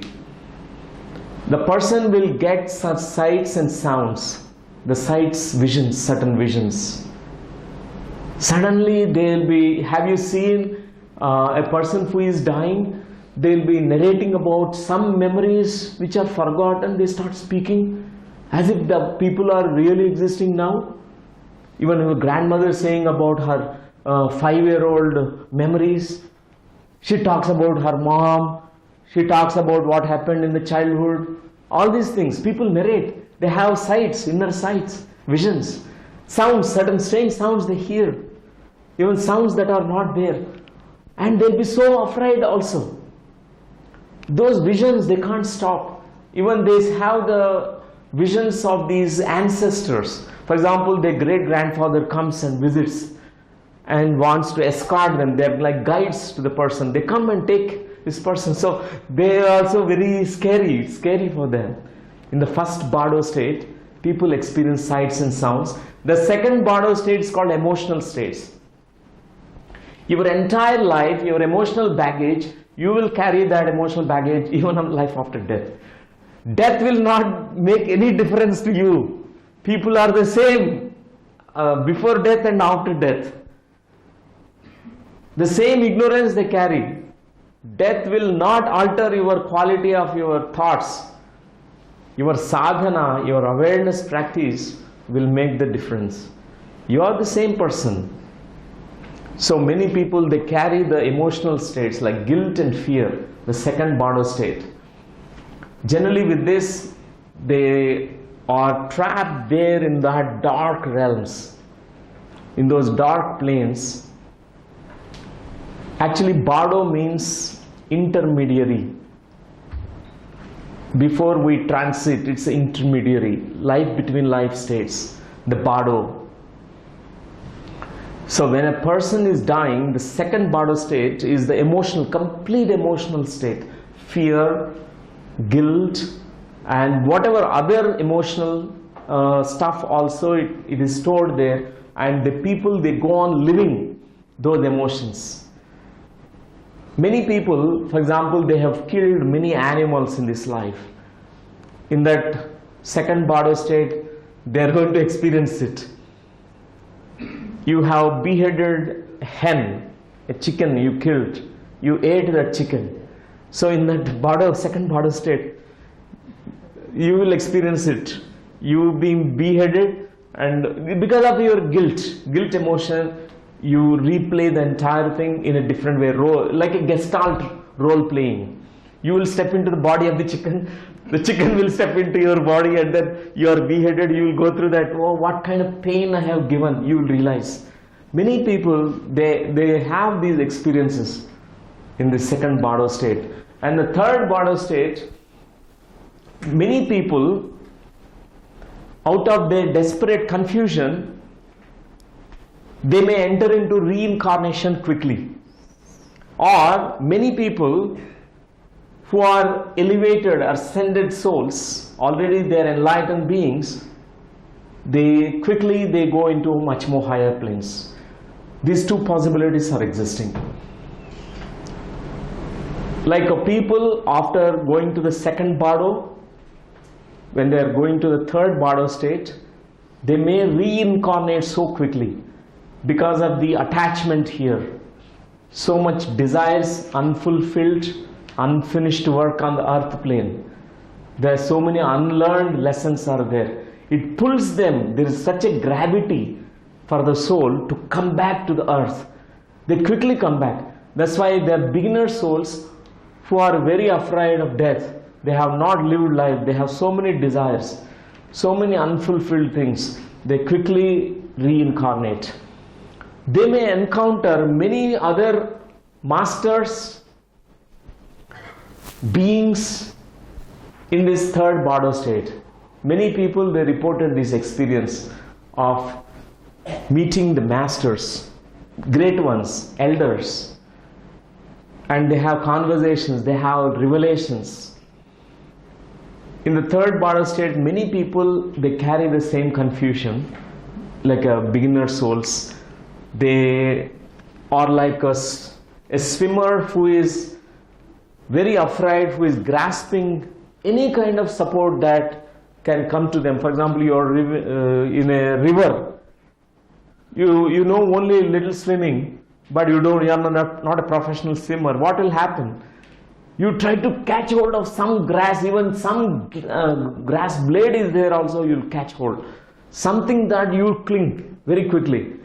Even like a swimmer, you will cling to whatever opportunity that comes to reincarnate to the earth. You will jump into that. You will not decide, you will not have precisiveness in your clarity in your thoughts in the soul plane. You will just jump into reincarnation cycle. Many people, they do that. So even many people, these three Bardo states were mentioned in the NDEs, near-death experiences. That's why there's so much similarities I have found. People who have died through near-death experience, they have experienced three Bardo realms the similar way. The first Bardo realm, the second, the third. So they have all reported the experience of dark realms, light realms, tunnel experience, and visitations, revelations, apparitions, masters, guides, communication, sight, smells, all these things. Is so many similarities are there between NDEs and the deaths. And as enlightened beings, we all need to know about different types of exit point. Like the entrance, the birth is the entrance into this life. The exit also we need to know. Many people, they die in the lower chakras, gripped with so much fear, very scared. They die with in the lower consciousness, in their basal consciousness, with the primitive consciousness, with survival instinctual fears. And people who have little bit practice, they may die from the heart, Anahata chakra. People who have even gone to the higher levels of consciousness, they vacate from here. They vacate the body from the higher doors, higher exit points. Either this door or this door. That's why you may also hear the stories that I heard a sound when a person died. Maadu pagili chanpayaru, maadu pagilindi. Lopala tom antundanamata. Many people, they report this experience. A death of a mystic, a master, is called higher conscious dying. Is a higher exit point. Don't die unconsciously. It's such a great opportunity to die consciously. We all remember it, because we all going to die soon, maybe soon or later. I don't know. So we carry this with us. We will not die from the lower doors, lower exit points, but the higher doors. Because the higher doors, you will not be trapped in this, the first bardo or the second bardo. You will go to the higher planes. So friends, the Tibetans, they also call, there are 8 dissolutions. They have the entire narration. We don't need to really remember this more theory. Like all the elements, first in the 8 dissolutions, first earth element, first dissolution is first earth element is dissolved. The aggregate, the form aggregate. The form is going to the earth element. This density is going to be dissolved. The eye sense is generally gone in the first dissolution. Means they start, actually it affects the eyes. People can't see with the physical eyes. They have some other visions they may see, but their eyesight will fail. The first thing is that they have noticed, their research about all people who are dying, the first eyes will be failed. And the body becomes thin, shrinks, weaker, doesn't tolerate weight of bedclothes. Even everything feels so heavy, even the bedclothes. Eyesight becomes unclear, unable to open and close the eyes. Recently, I met my maternal uncle who was about to die. I had a great opportunity. Everyone is crying there, but just before, 2 days before I was there, everyone is crying, but I went, I told, whispered in his ears, die consciously. I am not attached to you. I set you free. It's a great experience. Even go to the other side happily. Don't be unhappy that you're leaving anything. Actually, he's almost in the deathbed, like 6 months. I noticed that he's so much fearful. I said, if you have to die, die gracefully, with a smile. Don't worry. All the masters, guides are there. Like in that moment, I became a lama kind of person. But whatever that I could tell him, the very next few hours he vacated the body. It helped. Last 6 months he was struggling hard to die, but I was there by chance in Chennai. So I came to know about this death of my uncle. He's near death almost. So I released his soul that day. Just that information helped him. I made the relatives to play in the last moment some nice music. some nice music that he likes. He used to like Om Mani Padmeham generally. So I said, play that chant nicely. He can go happily from here. And the second dissolution is water element that's going to disintegrate slowly. Feeling aggregate, feelings, all the feeling aggregates will also start dissolving. Ear sense, audition fails, auditory faculty fails. Body fluids dry up here. The water element is going away, body fluids will dry up, body becomes numb, hearing ceases, bodily feelings cease. And they call smoke, it's a kind of smoke that comes in them, smoking. And the third dissolution is the fire element, discrimination aggregates. So no sense, means this olfactory sense will fail. Now they can't smell anymore. So they have a beautiful, they have recorded, they have noticed in all persons who are dying. This is all based on research work. Tibetans might have guided many people into after death states. They really, when a Lama also dies consciously, they report. Even the Socrates, about his experience of death was recorded. He consciously narrated till to the last moment. Even Buddha's narration in the last words also were there recorded. In his Mahaparinirvana Sutra, Buddha has given description the last moments also.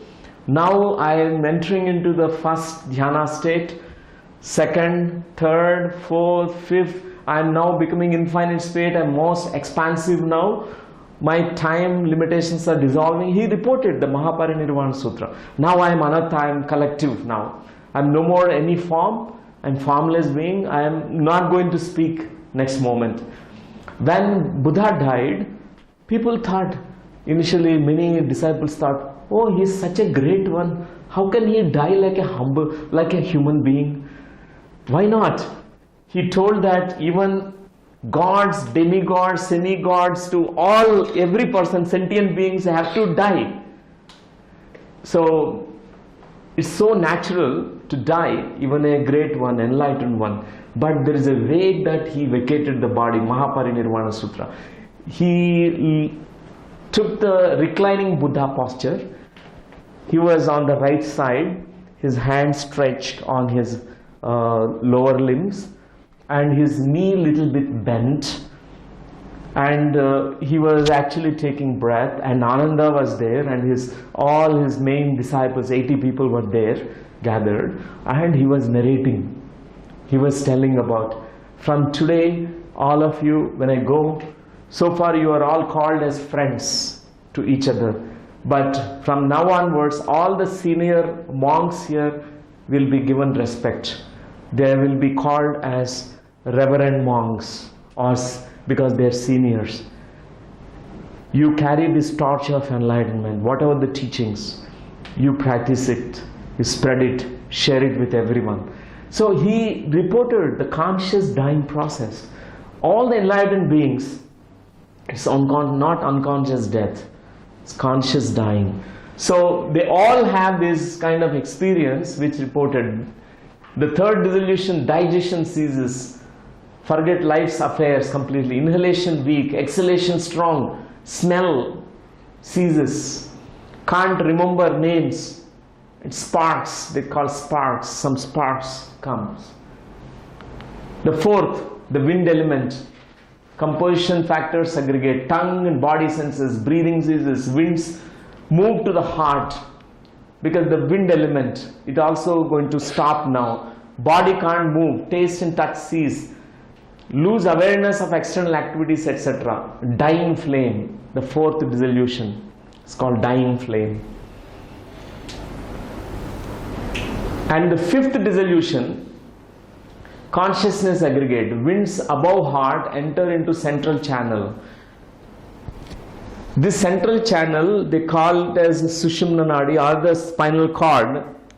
Many people actually Sushumna, it won't enter. This dissolution won't happen for many people because they have not opened their Sushumna completely. It is they never practice any kind of awareness discipline, so the Sushumna is never activated. They only this kind of Ida and Pingala are activated in them. So for them it's different, but most of the conscious deaths, winds above heart enter into central channel, white appearance, it's called white appearance, everywhere white. And then mind of white appearance, they almost left the body now, they're in the mind, mental plane, mind white appearance, winds below heart enter the central channel, red increase appearance, now red color comes. Very gradual, white becomes red now, and then mind of red increases, winds gather at heart now, darkness, then unconscious, now darkness comes. After red, the darkness. And the eighth dissolution is mind of black, complete black, near attainment, winds dissolve into very subtle wind at heart. Even the last prana, last breath, even the sukshma prana also dissolves. We call that as the panchavayus inside. All the panchavayus also, those subtle forces, they also aggregate here in the heart. They also start dissolving. And this is called clear light. They have clear light now. This is called conscious dying process. But many people, they may only first two dissolutions. Up to that stage they observe and then they pass on. They become unconscious. Even the first, they may not have awareness about it. They go through it unconsciously. But people who have gone through these stages of eight dissolution, they know that how they are transiting the body. And many people, whoever has done meditation practice, they're bound to get these kind of experiences about the three deaths. One is called physical death, when your body dies, then your body is going to be taken out of the home for the final death rites to the cremation ground, burial ground. Now there is a different kind of practice because of the space problem. we put it in this kind of new kinds of inventions, whatever it is. But our soul watches this everything till 13 days to 21 days. The soul wants to communicate with all the people, because all the people are non-meditators, or even if they are meditators, they are grieving, they can't communicate. With the grief, with the heavy emotions, they can't actually hear the messages. People who are really accepted the death fully, who are not with any kind of grief, they can hear the message. They can have the clear vision. They have the clear communication. So the physical death, the body is going to be cremated, it's going to dissolve, but the etheric body, it also dissolves. The etheric body, generally it stays for 3 days approximately, 2-3 days time. This etheric body is all that etheric energy of you, it also stays. When Yogananda Paramhamsa died, his body was so fresh. His etheric energy was felt by many people. Almost they kept the body for almost 30 days like that, it seems. And everyone was coming and seeing. He was like with a smile. It's very fresh because of his etheric energy. I had heard a great experience by a barber. In Delhi I was there. A barber who was giving me haircut, he shared his experience. He had an opportunity, he was called suddenly by from Lucknow that this master vacated the body, Rishikesh.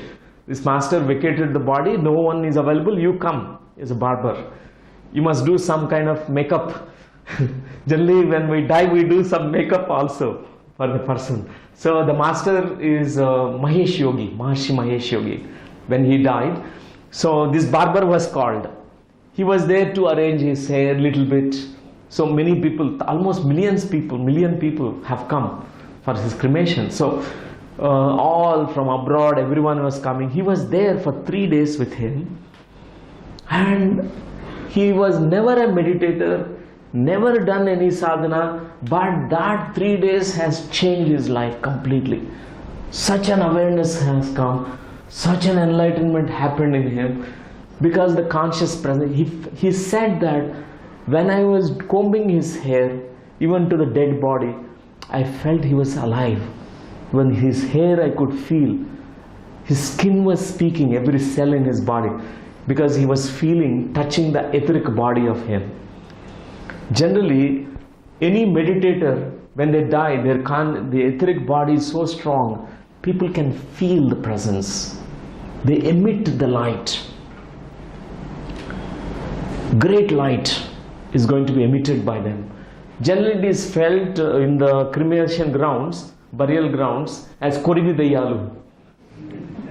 Korividayalu is nothing but those ghostly appearances are etheric body. Suddenly you find that there is a kind of fire which is going up in the floating above. People are afraid. It's nothing but etheric energy. It dissolves within 2-3 days. Because the strong etheric energy of the person is still there. It takes 2-3 days time to dissolve.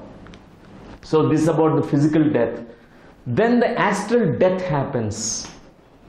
The astral death, when the person goes into the astral plane, many people, they go through the first bardo, second, third, they finish. The astral death won't happen for them. They reincarnate from the astral plane. But many people who are conscious beings, enlightened beings, they're going to be astral death. You die, you will leave the astral plane also. You leave the astral body also there. You go to the causal plane. So there is an astral death. So this astral body which is left is called scoop. And physical body which is left is called corpse. The dead body is called corpse. Astral body which is dead, it's called scoop.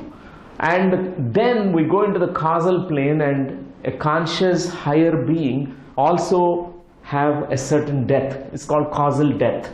This is called third death. Even they'll shed this causal body also. Karana lokas, you leave this Karana Sharir and you go into supracausal body, Mahakaran Sharir. So it is such beautiful enlightened way of dying. In the supracausal planes, there's so much activity, so much. Thank you. You are making me to live for one more moment extra. You are making me to live more. Thank you. Appreciate. So friends, these are the 3 deaths a person goes through. There is a kind of ascent of a man. With the physical death, your 5 elements, they dissolve. 5 things they dissolve. 5 components they dissolve. With the physical death. With the astral death, there are going to be 17 components which are going to die. Pancha Jnanendriyas, Pancha Karmendriyas, and Pancha Vayus. Pancha Mahabhutas. Pancha Vayus actually. It's called subtle Vayus.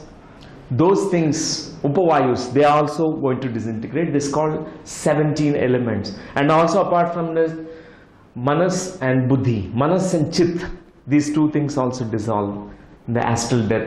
In the causal plane, finally, the Ahankar and Buddhi also will be dropped there. Then we go into the supracausal plane. This is called ascent of a being, the soul, into the higher planes. So friends, how to die consciously is now the question to all of us. It's a beautiful story that I read about Josiah, a Hasidic Jewish mystic. Josiah, and he's about to die, and all his disciples have come, but he's trembling. Masters have a way of teaching. Sometimes they fool everyone. They, like Mullah Nasruddin. Mullah Nasruddin is such a great master, but he makes fool of himself only. He pretends that he is ignorant. To enacting the roles of a fool, he will teach. Even this Josiah master, he was trembling, shaking. All the disciples were worried. Oh master, please tell us, what can we do? What is happening to you? He said, I'm trembling because now I'm going to die. You also know. But when I go to the other planes, God will be there. God will ask me, have you become like Moses? He will ask me definitely. But I know I have an answer. I have an answer. I will say to God that I have not become Moses, God, because you have not made me with the qualities of Moses. I have an answer. Then God will be pleased. It's okay. Then he will ask me, have you lived like like a Rabbi Akiba or Jesus Christ? I have an answer again. I will tell that you have not made me God like qualities like Jesus Christ, so I could not live like Jesus Christ. But the God will certainly will ask me now, the third thing, that have you lived your life like Josiah? Have you lived your life like Josiah? Then I don't have an answer.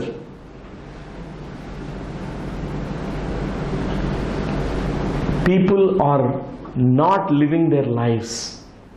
They're living lives of, they want to become like Jesus Christ. They want to become like some other scientist, become a rich man. Have you lived like Harika? Means not everyone. Harika. Have you lived like Pavan? Certainly in the astral planes, masters will ask that. Have you lived your life like you with your uniqueness? You are born as you. You are not here to imitate somebody. We are not imitators. We are not like parrots.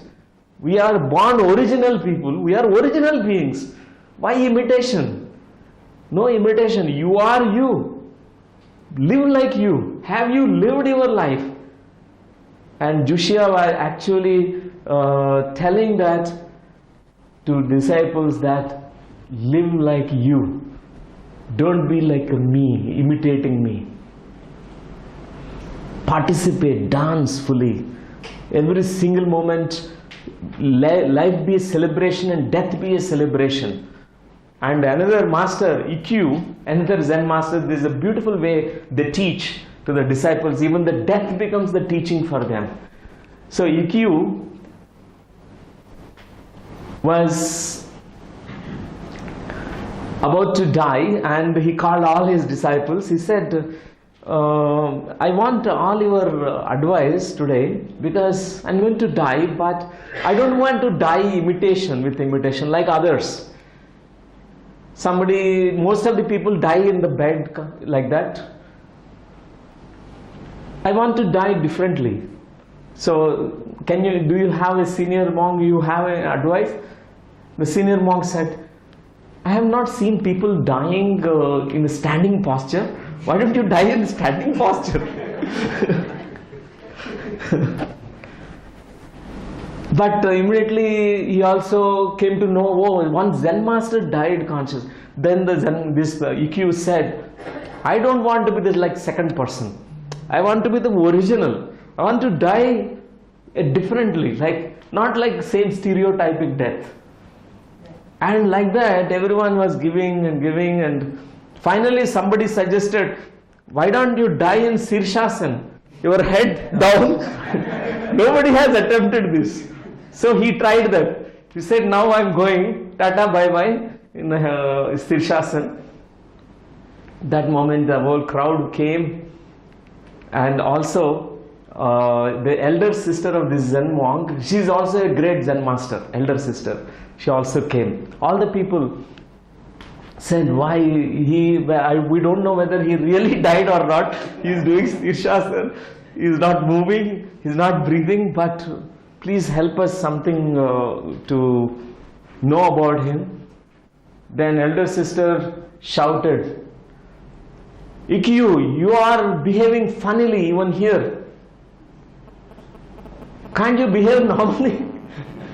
Then Shirshasana, whoever the person died, he woke up again. He again laid down consciously and he left the body. Such a conscious dying.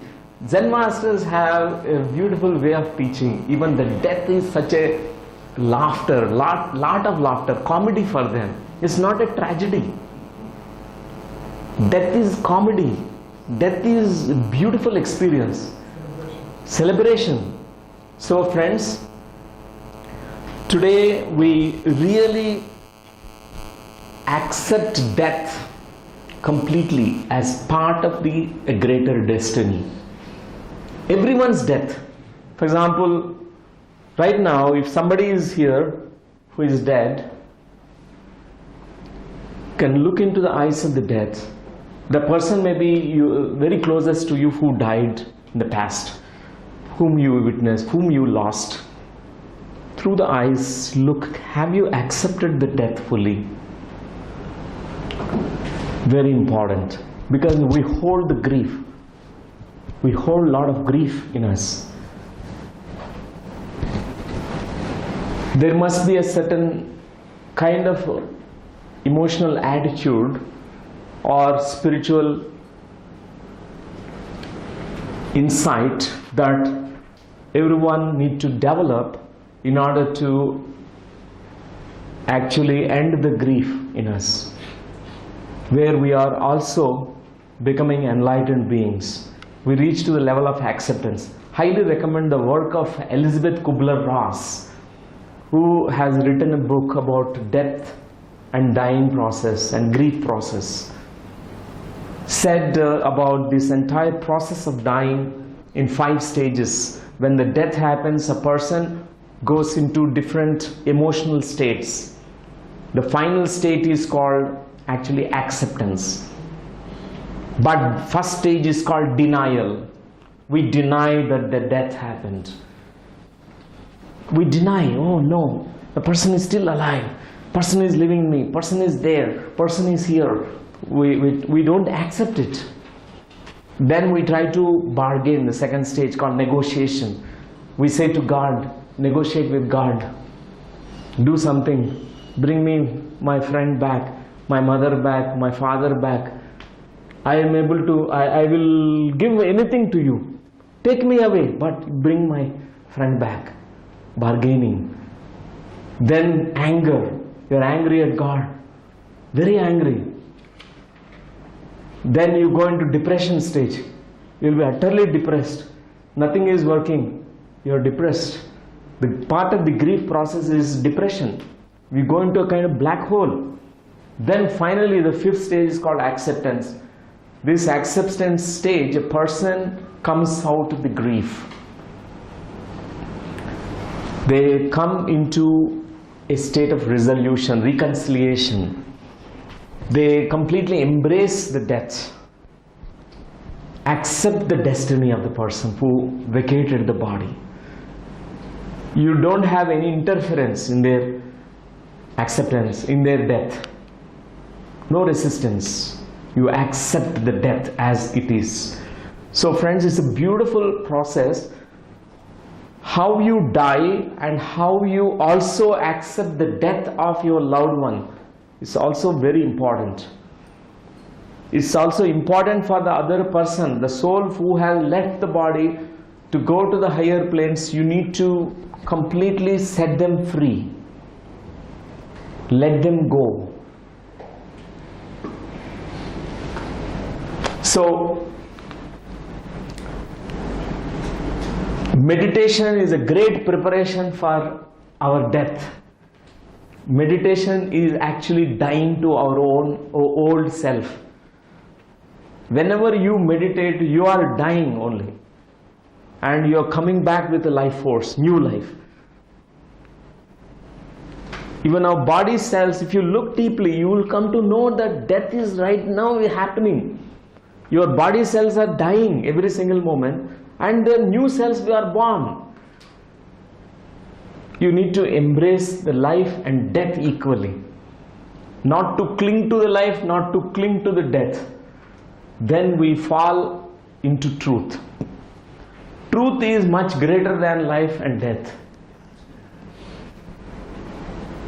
Satyameva jayate. Satyam, truth is more greater than life and death. Life and death are two sides of the coin, integral parts of each other. Embrace today, friends. We also now going to have 5 minutes meditation. We do. Okay, friends? We'll all close our eyes, because we look into the eyes of death in this meditation. We look very closely into the eyes of the death. We embrace fully. Your body may shake, tremble, you'll be fearing and all that. We embrace it completely. We don't avoid it.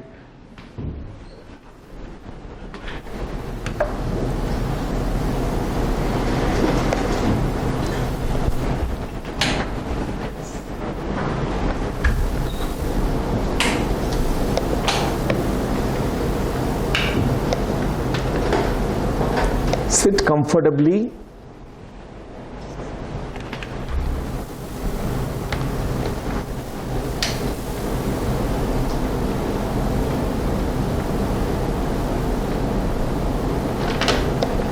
With your eyes closed, joining two hands together.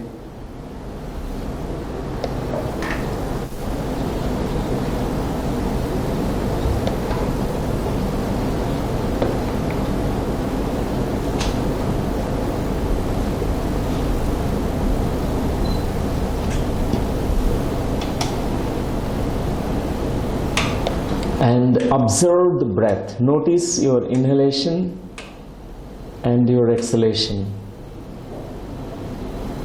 Just be one with your breath.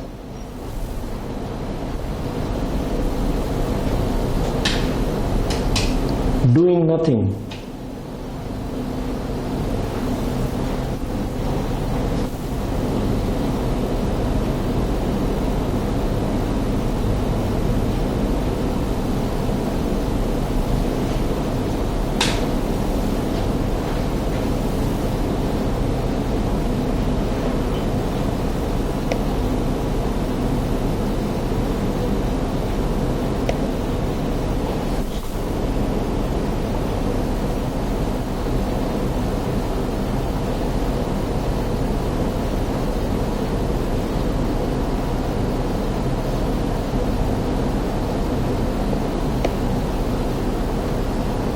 Not to cling to your inhalation, not to cling to your exhalation.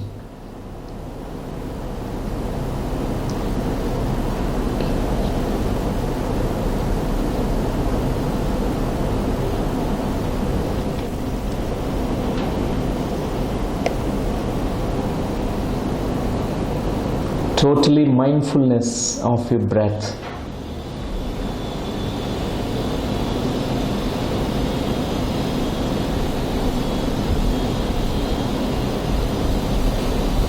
Just be a witness. When you inhale with awareness, also notice that your exhalation, not to hold on to exhalation, just let it go. Just be watchful.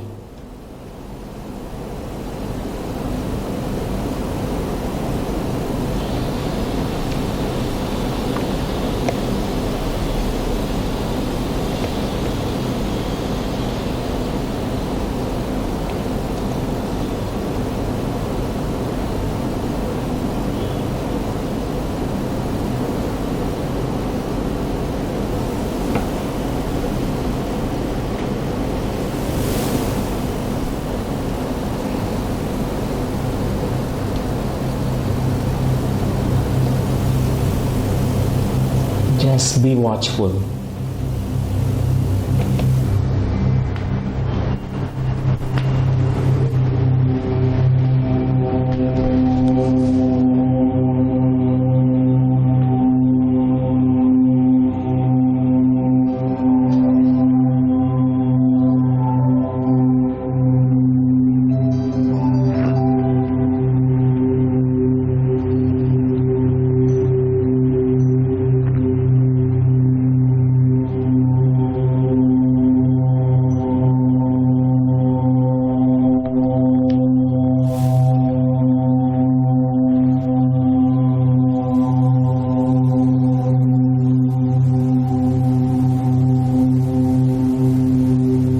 As you reach to that no thought, no mind, empty state of mind,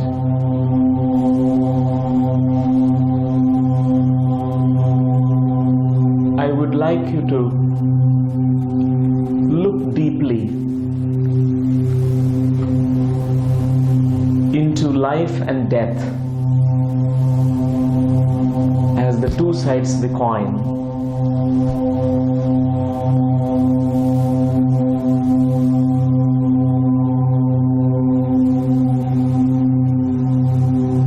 Now, in this meditation, I would like you to look deeply into the eyes of the death.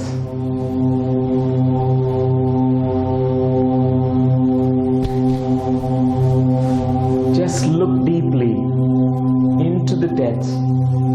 If the death is standing in front of you,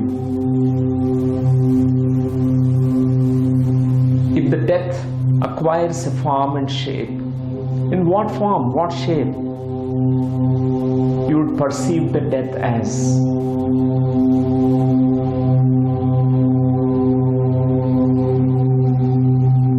With clear awareness, look into the eyes of the death without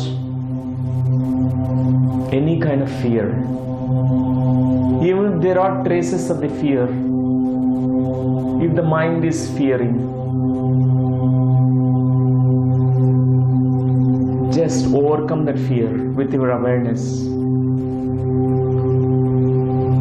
Look deeply into the eyes of that death. Look deeply into the very end. Let the death take you through the tunnels, through those dark tunnels to the realm of dead, where everywhere there is only death. The dead bodies, the corpses, the blood, and everywhere there are only death. There is death everywhere. Just journey there all the way through the eyes of the death.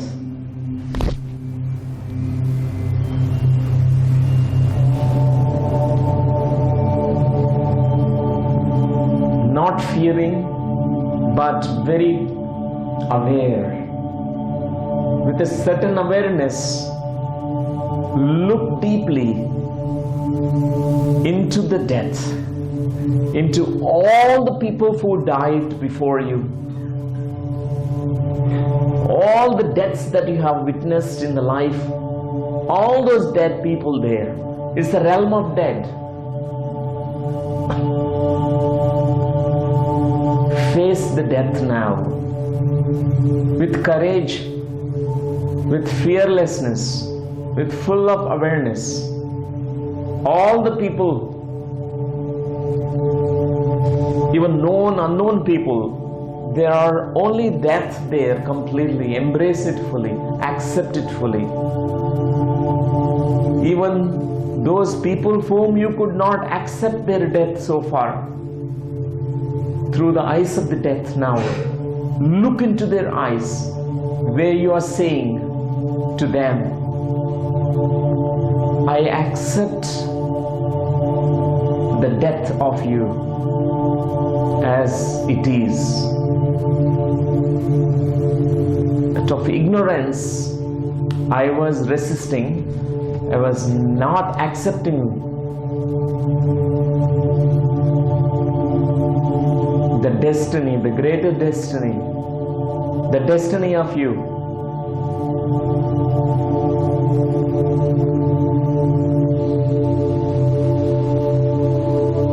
In this realm of death, there is no past or future.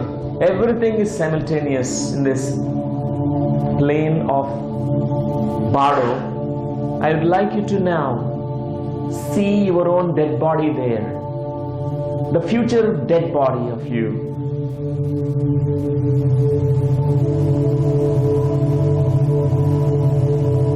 Where you are completely accepting that your own death, whenever it comes and whenever you turn yourself into a dead body, a dead corpse, where you have to shed your body there. Even witness it, look into it. In this realm of death, through complete utter acceptance, death as an integral part of life. Death is just other side of the coin.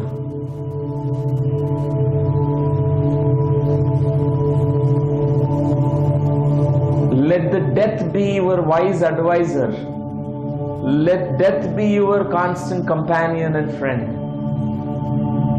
Let the death speak the words of wisdom for you. Let it pass on the revelations or messages to you. Listen to the voice of death. What is it saying to you? If you could hear, what would you be hearing?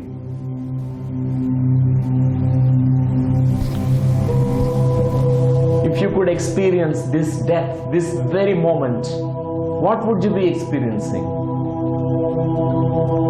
If you could feel the death right now, what would you be feeling?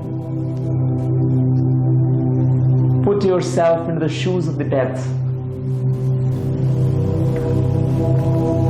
In this meditation, you're dying consciously right now.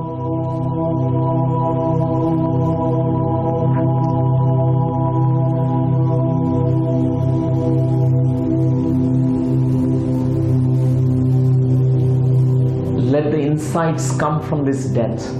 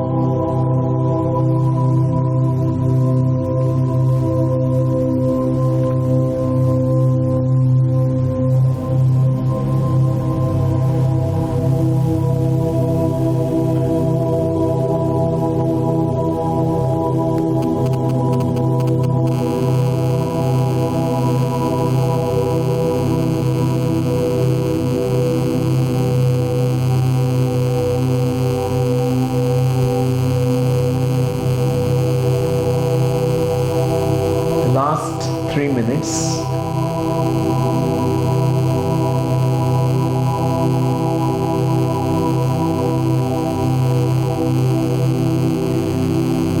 Witness your death.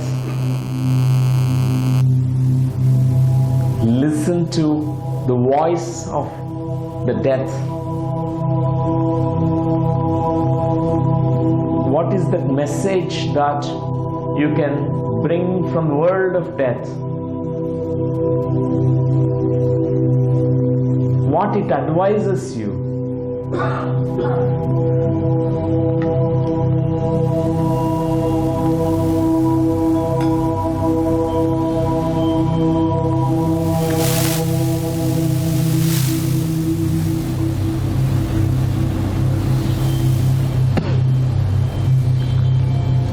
Last 2 minutes.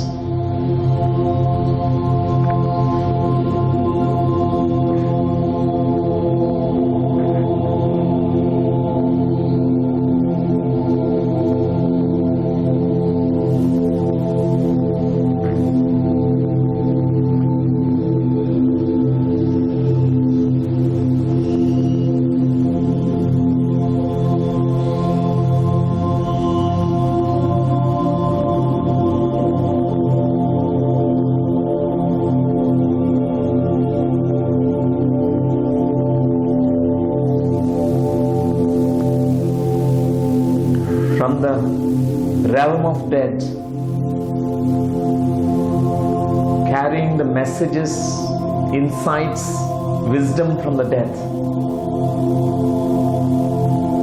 I'd like you to see yourselves bringing back into your new life.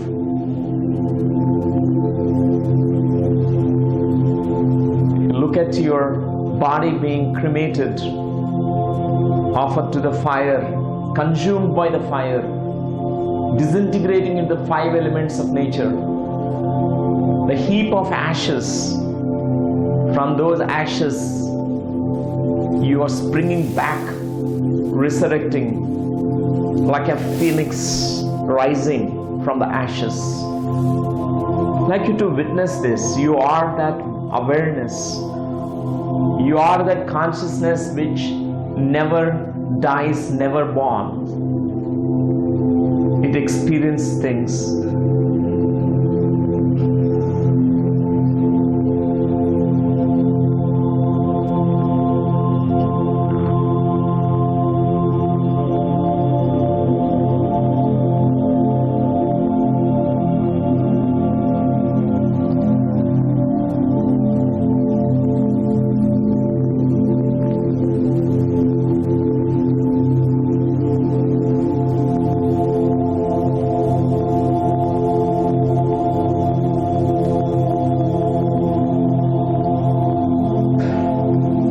Seconds left.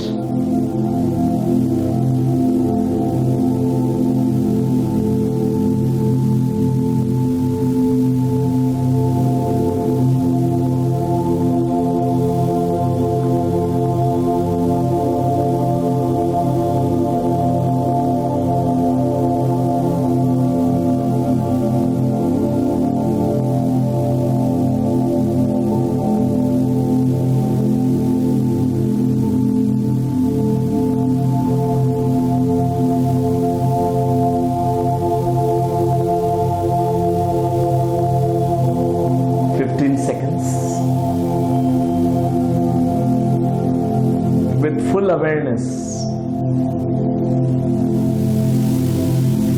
of your presence, your consciousness which is residing in this body, fully aware of your breath, fully aware of your being at all levels, fully aware of life and death, fully aware that death is your wise advisor, a companion, embracing life and death equally.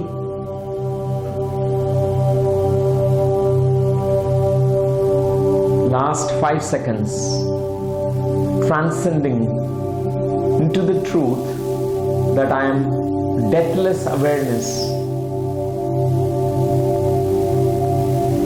and that awareness which never dies.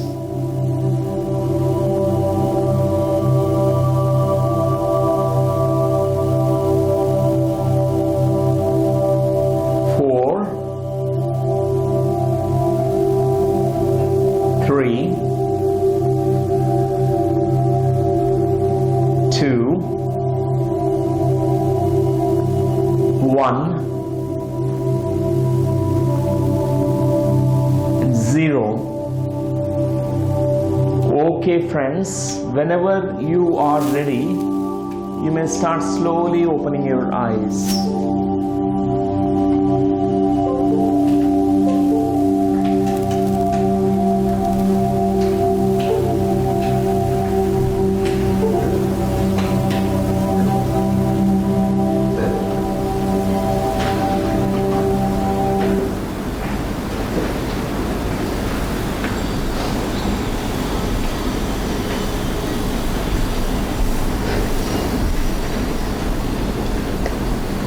That's wonderful, friends, and let us give ourselves a big clap.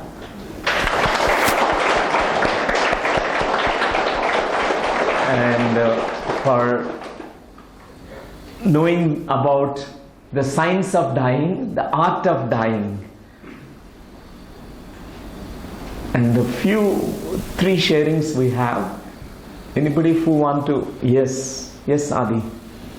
Come here, you can speak here.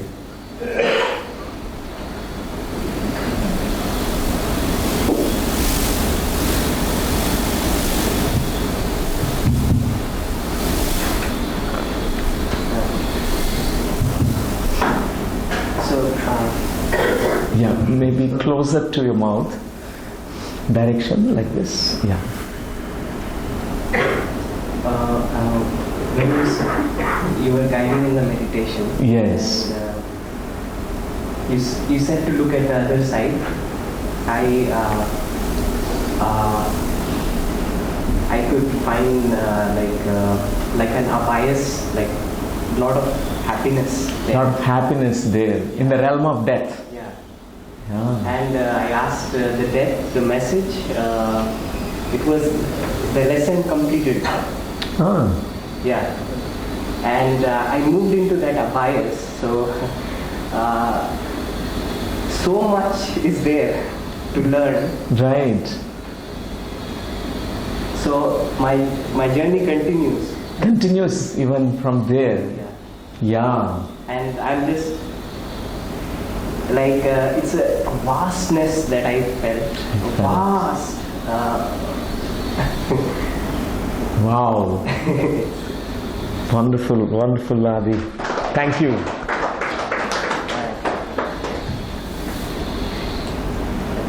And the vastness that we experience when we embrace life and death, then we transcend. We are not caught in between life and death. Transcendence is the very purpose. Otherwise, you are caught in this duality, polarity of life and death. That is the vastness. You are that master being, enlightened being, who has come from the vastness, who is going back to that vastness. We must wake up to that reality. And one more sharing. Claps to Adi. Yeah. Question or anything? Yeah. As we experience the emotions like happiness and sorrow and other feelings, attachment, does the soul experience the same things or not? Yeah. Does the souls experience the same things like what we experience in the physical plane? All the navarasas. Yes. We are not becoming different people by dying. We are the same after we die also. People carry the same kind of perceptions, fears, emotional states, mental states. That's why when we reincarnate again, we are the same people. We repeat the same old story. Same drama continues again. That's why it's so important to always question ourselves. Am I living my life? Am I living myself? Am I living as me? Am I living, expressing my uniqueness in this physical plane? Am I living happily? When we say Happy New Year, is it really Happy New Year? We just, only for the sake of word, we say Happy New Year, Happy Pongal.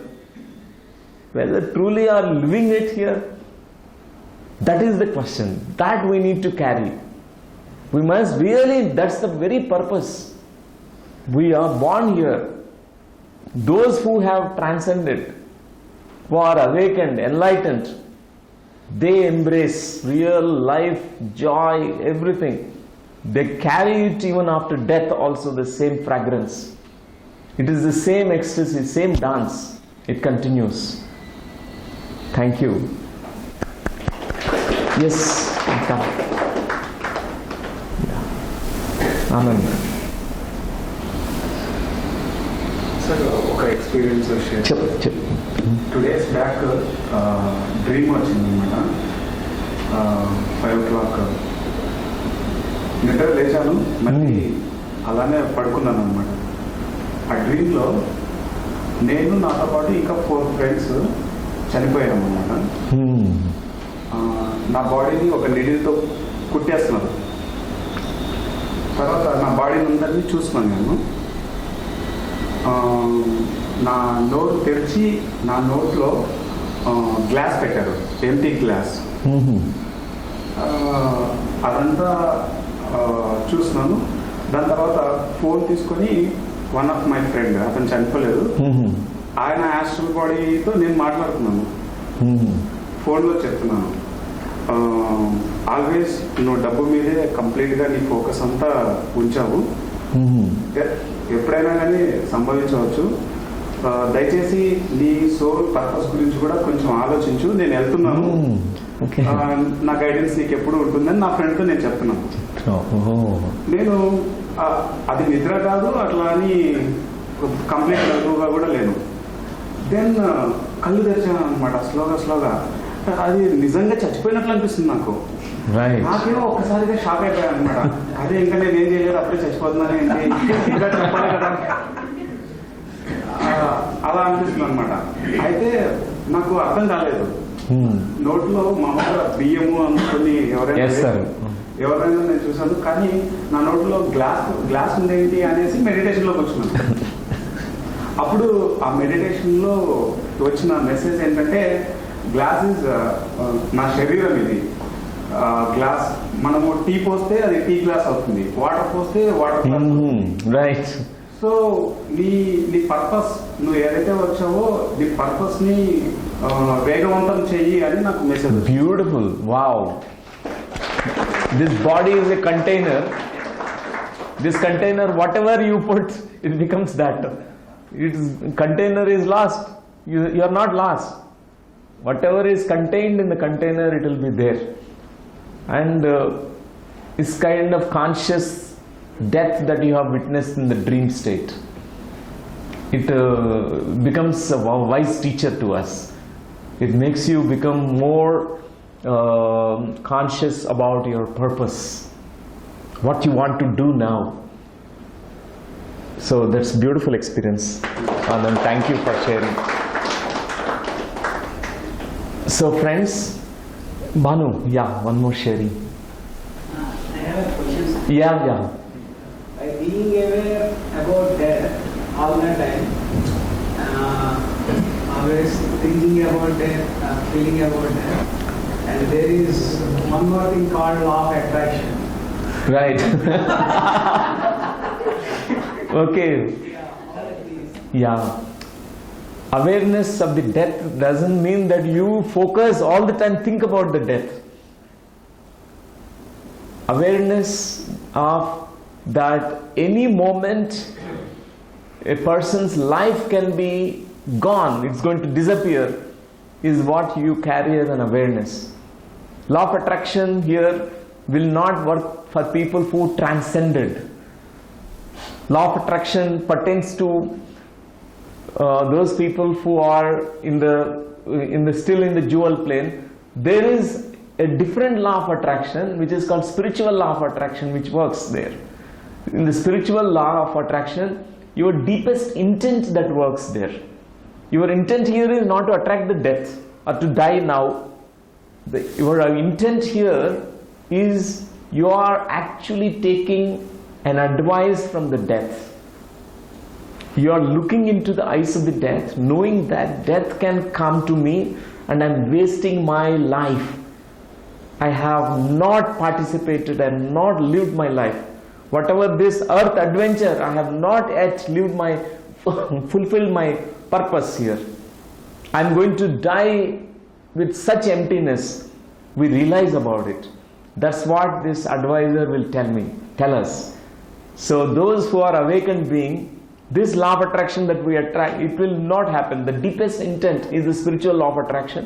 The deepest intent is we embrace life and death equally, and we learn equally from life and death. That's the very purpose. And thank you, Banu, for bringing out this question, because this is a question of everyone. Thank you. Yes. 5 years back, when I was highly suicidal, Yeah. I was trying to commit suicide, but I never tried. Right. But fortunately, I was guided by a master. Yeah. She told me that if you die now, there will be life after death. So my question is, if a person who dies, commits suicide or who dies with accident, how death approaches them, how the transition happens? Yeah. Could you please explain? Even I was very curious about suicides.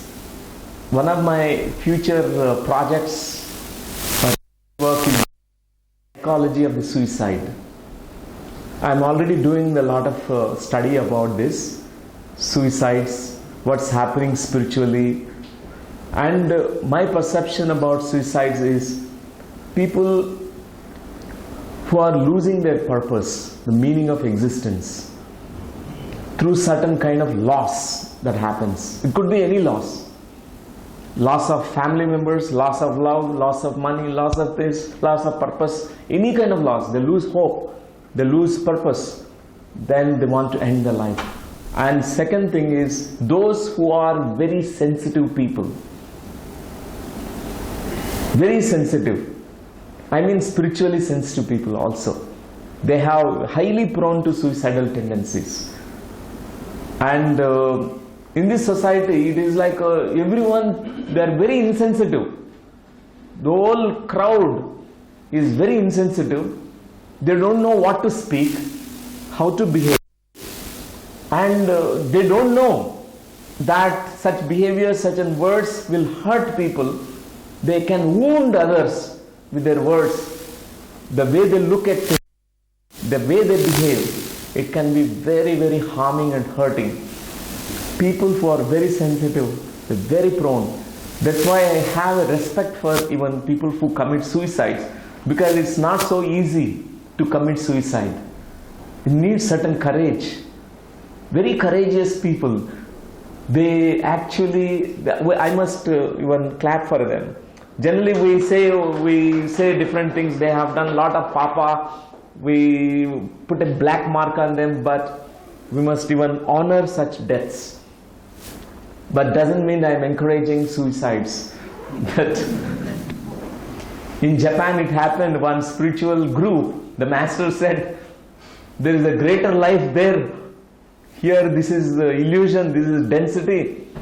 And all the old disciples, I think it's a mass suicide that they committed. The entire group of all the disciples, followers with the master, everyone died.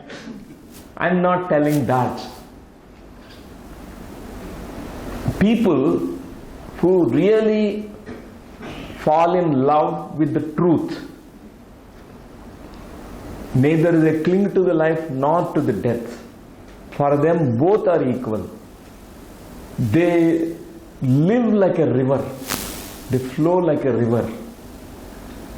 Not attached, but rejoicing and celebrating every single moment. Then there is no question of suicide. If meditation is taught, awareness is taught, how to accept things as they are is taught to the children, to the society, to the people. We teach awareness, meditation and acceptance, life and death equally. Then there is no question of suicides. And most of the times, people who commit suicide, they go into the first bardo, because this heavy guilt they carry. So much guilt. Immediately after vacating the body, they feel, oh, I wasted one great opportunity. This is what many people reported. I have at least regressed, seen 100 people who reported the suicides in the past lives. So I studied the case studies. They reported this experience of heavy guilt. Oh, another life, wasted great opportunity to enhance my understanding, to seek more experiences of life, to go towards the truth.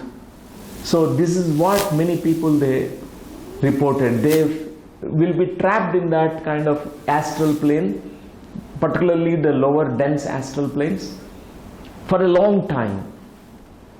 And generally they reincarnate because they have disrespected the life.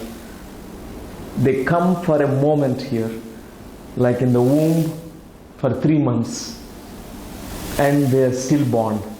There's a miscarriage, there's an abortion, or if infant who dies very quickly. Most of the times in their past life they have ended their life abruptly, forcibly. That's why life and death need to be completely embraced equally. Death cannot be imposed on ourselves by a force. Till the very last moment we need to die consciously.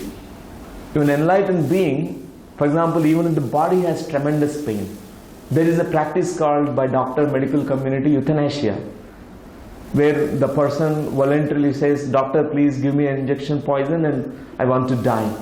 But teach meditation to them, they will know how to vacate the body. An enlightened being can consciously vacate the body. They can be, they have the jiva samadhi, like they consciously leave the body from the higher center. They can vacate the body in that way. So it's a very important topic. Maybe we'll take it up again next one of the classes. Suicides and such unnatural deaths, what happens to those souls, and how when they reincarnate there are certain memories they carry, cell memories. And spiritually what is very important here is completely alignment with the higher truth, the truth. Beyond birth and death, there is a greater realm of truth that we need to actually embrace that truth. Then that truth is going to provide us all the answers. Then you are not caught in this cycle of birth and death. Birth will not make you happy, death will not make you happy. Birth will not make you unhappy, death will not make you unhappy. Both are two different experiences, that's all. You are not caught in the cycles of birth and death. It's ended. That's what is the truth. That's what is Adhyatmika Shastra. Spiritual science is teaching us. Embrace life fully, embrace death also equally. So today we really celebrate death, friends. But our society has not yet accepting the celebration of the death. How can, when my brother died and I was the one who was not crying, and I was talking to my mother and I was telling no, don't cry, don't cry. But they thought I'm bad, no. But it's very important that we need to continue this, the celebration of the death. Like how we celebrate the birthday. Now we all going to stand up for a while, for 3 minutes. We are going to have the celebration of the death also.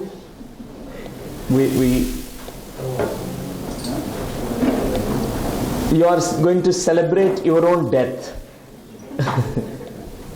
So one day you're going to die. So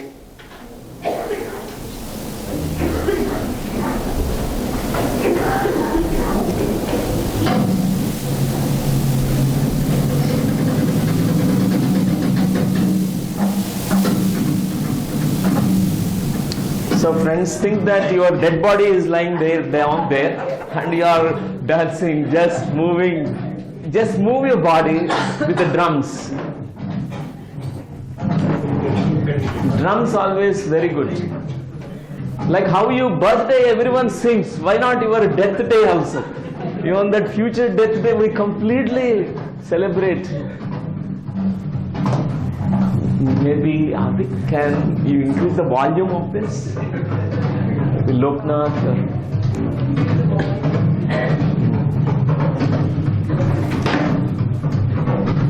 Everyone, please move the body and dance.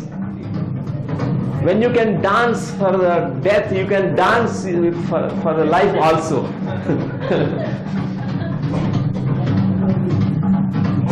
Smile, laugh, dance.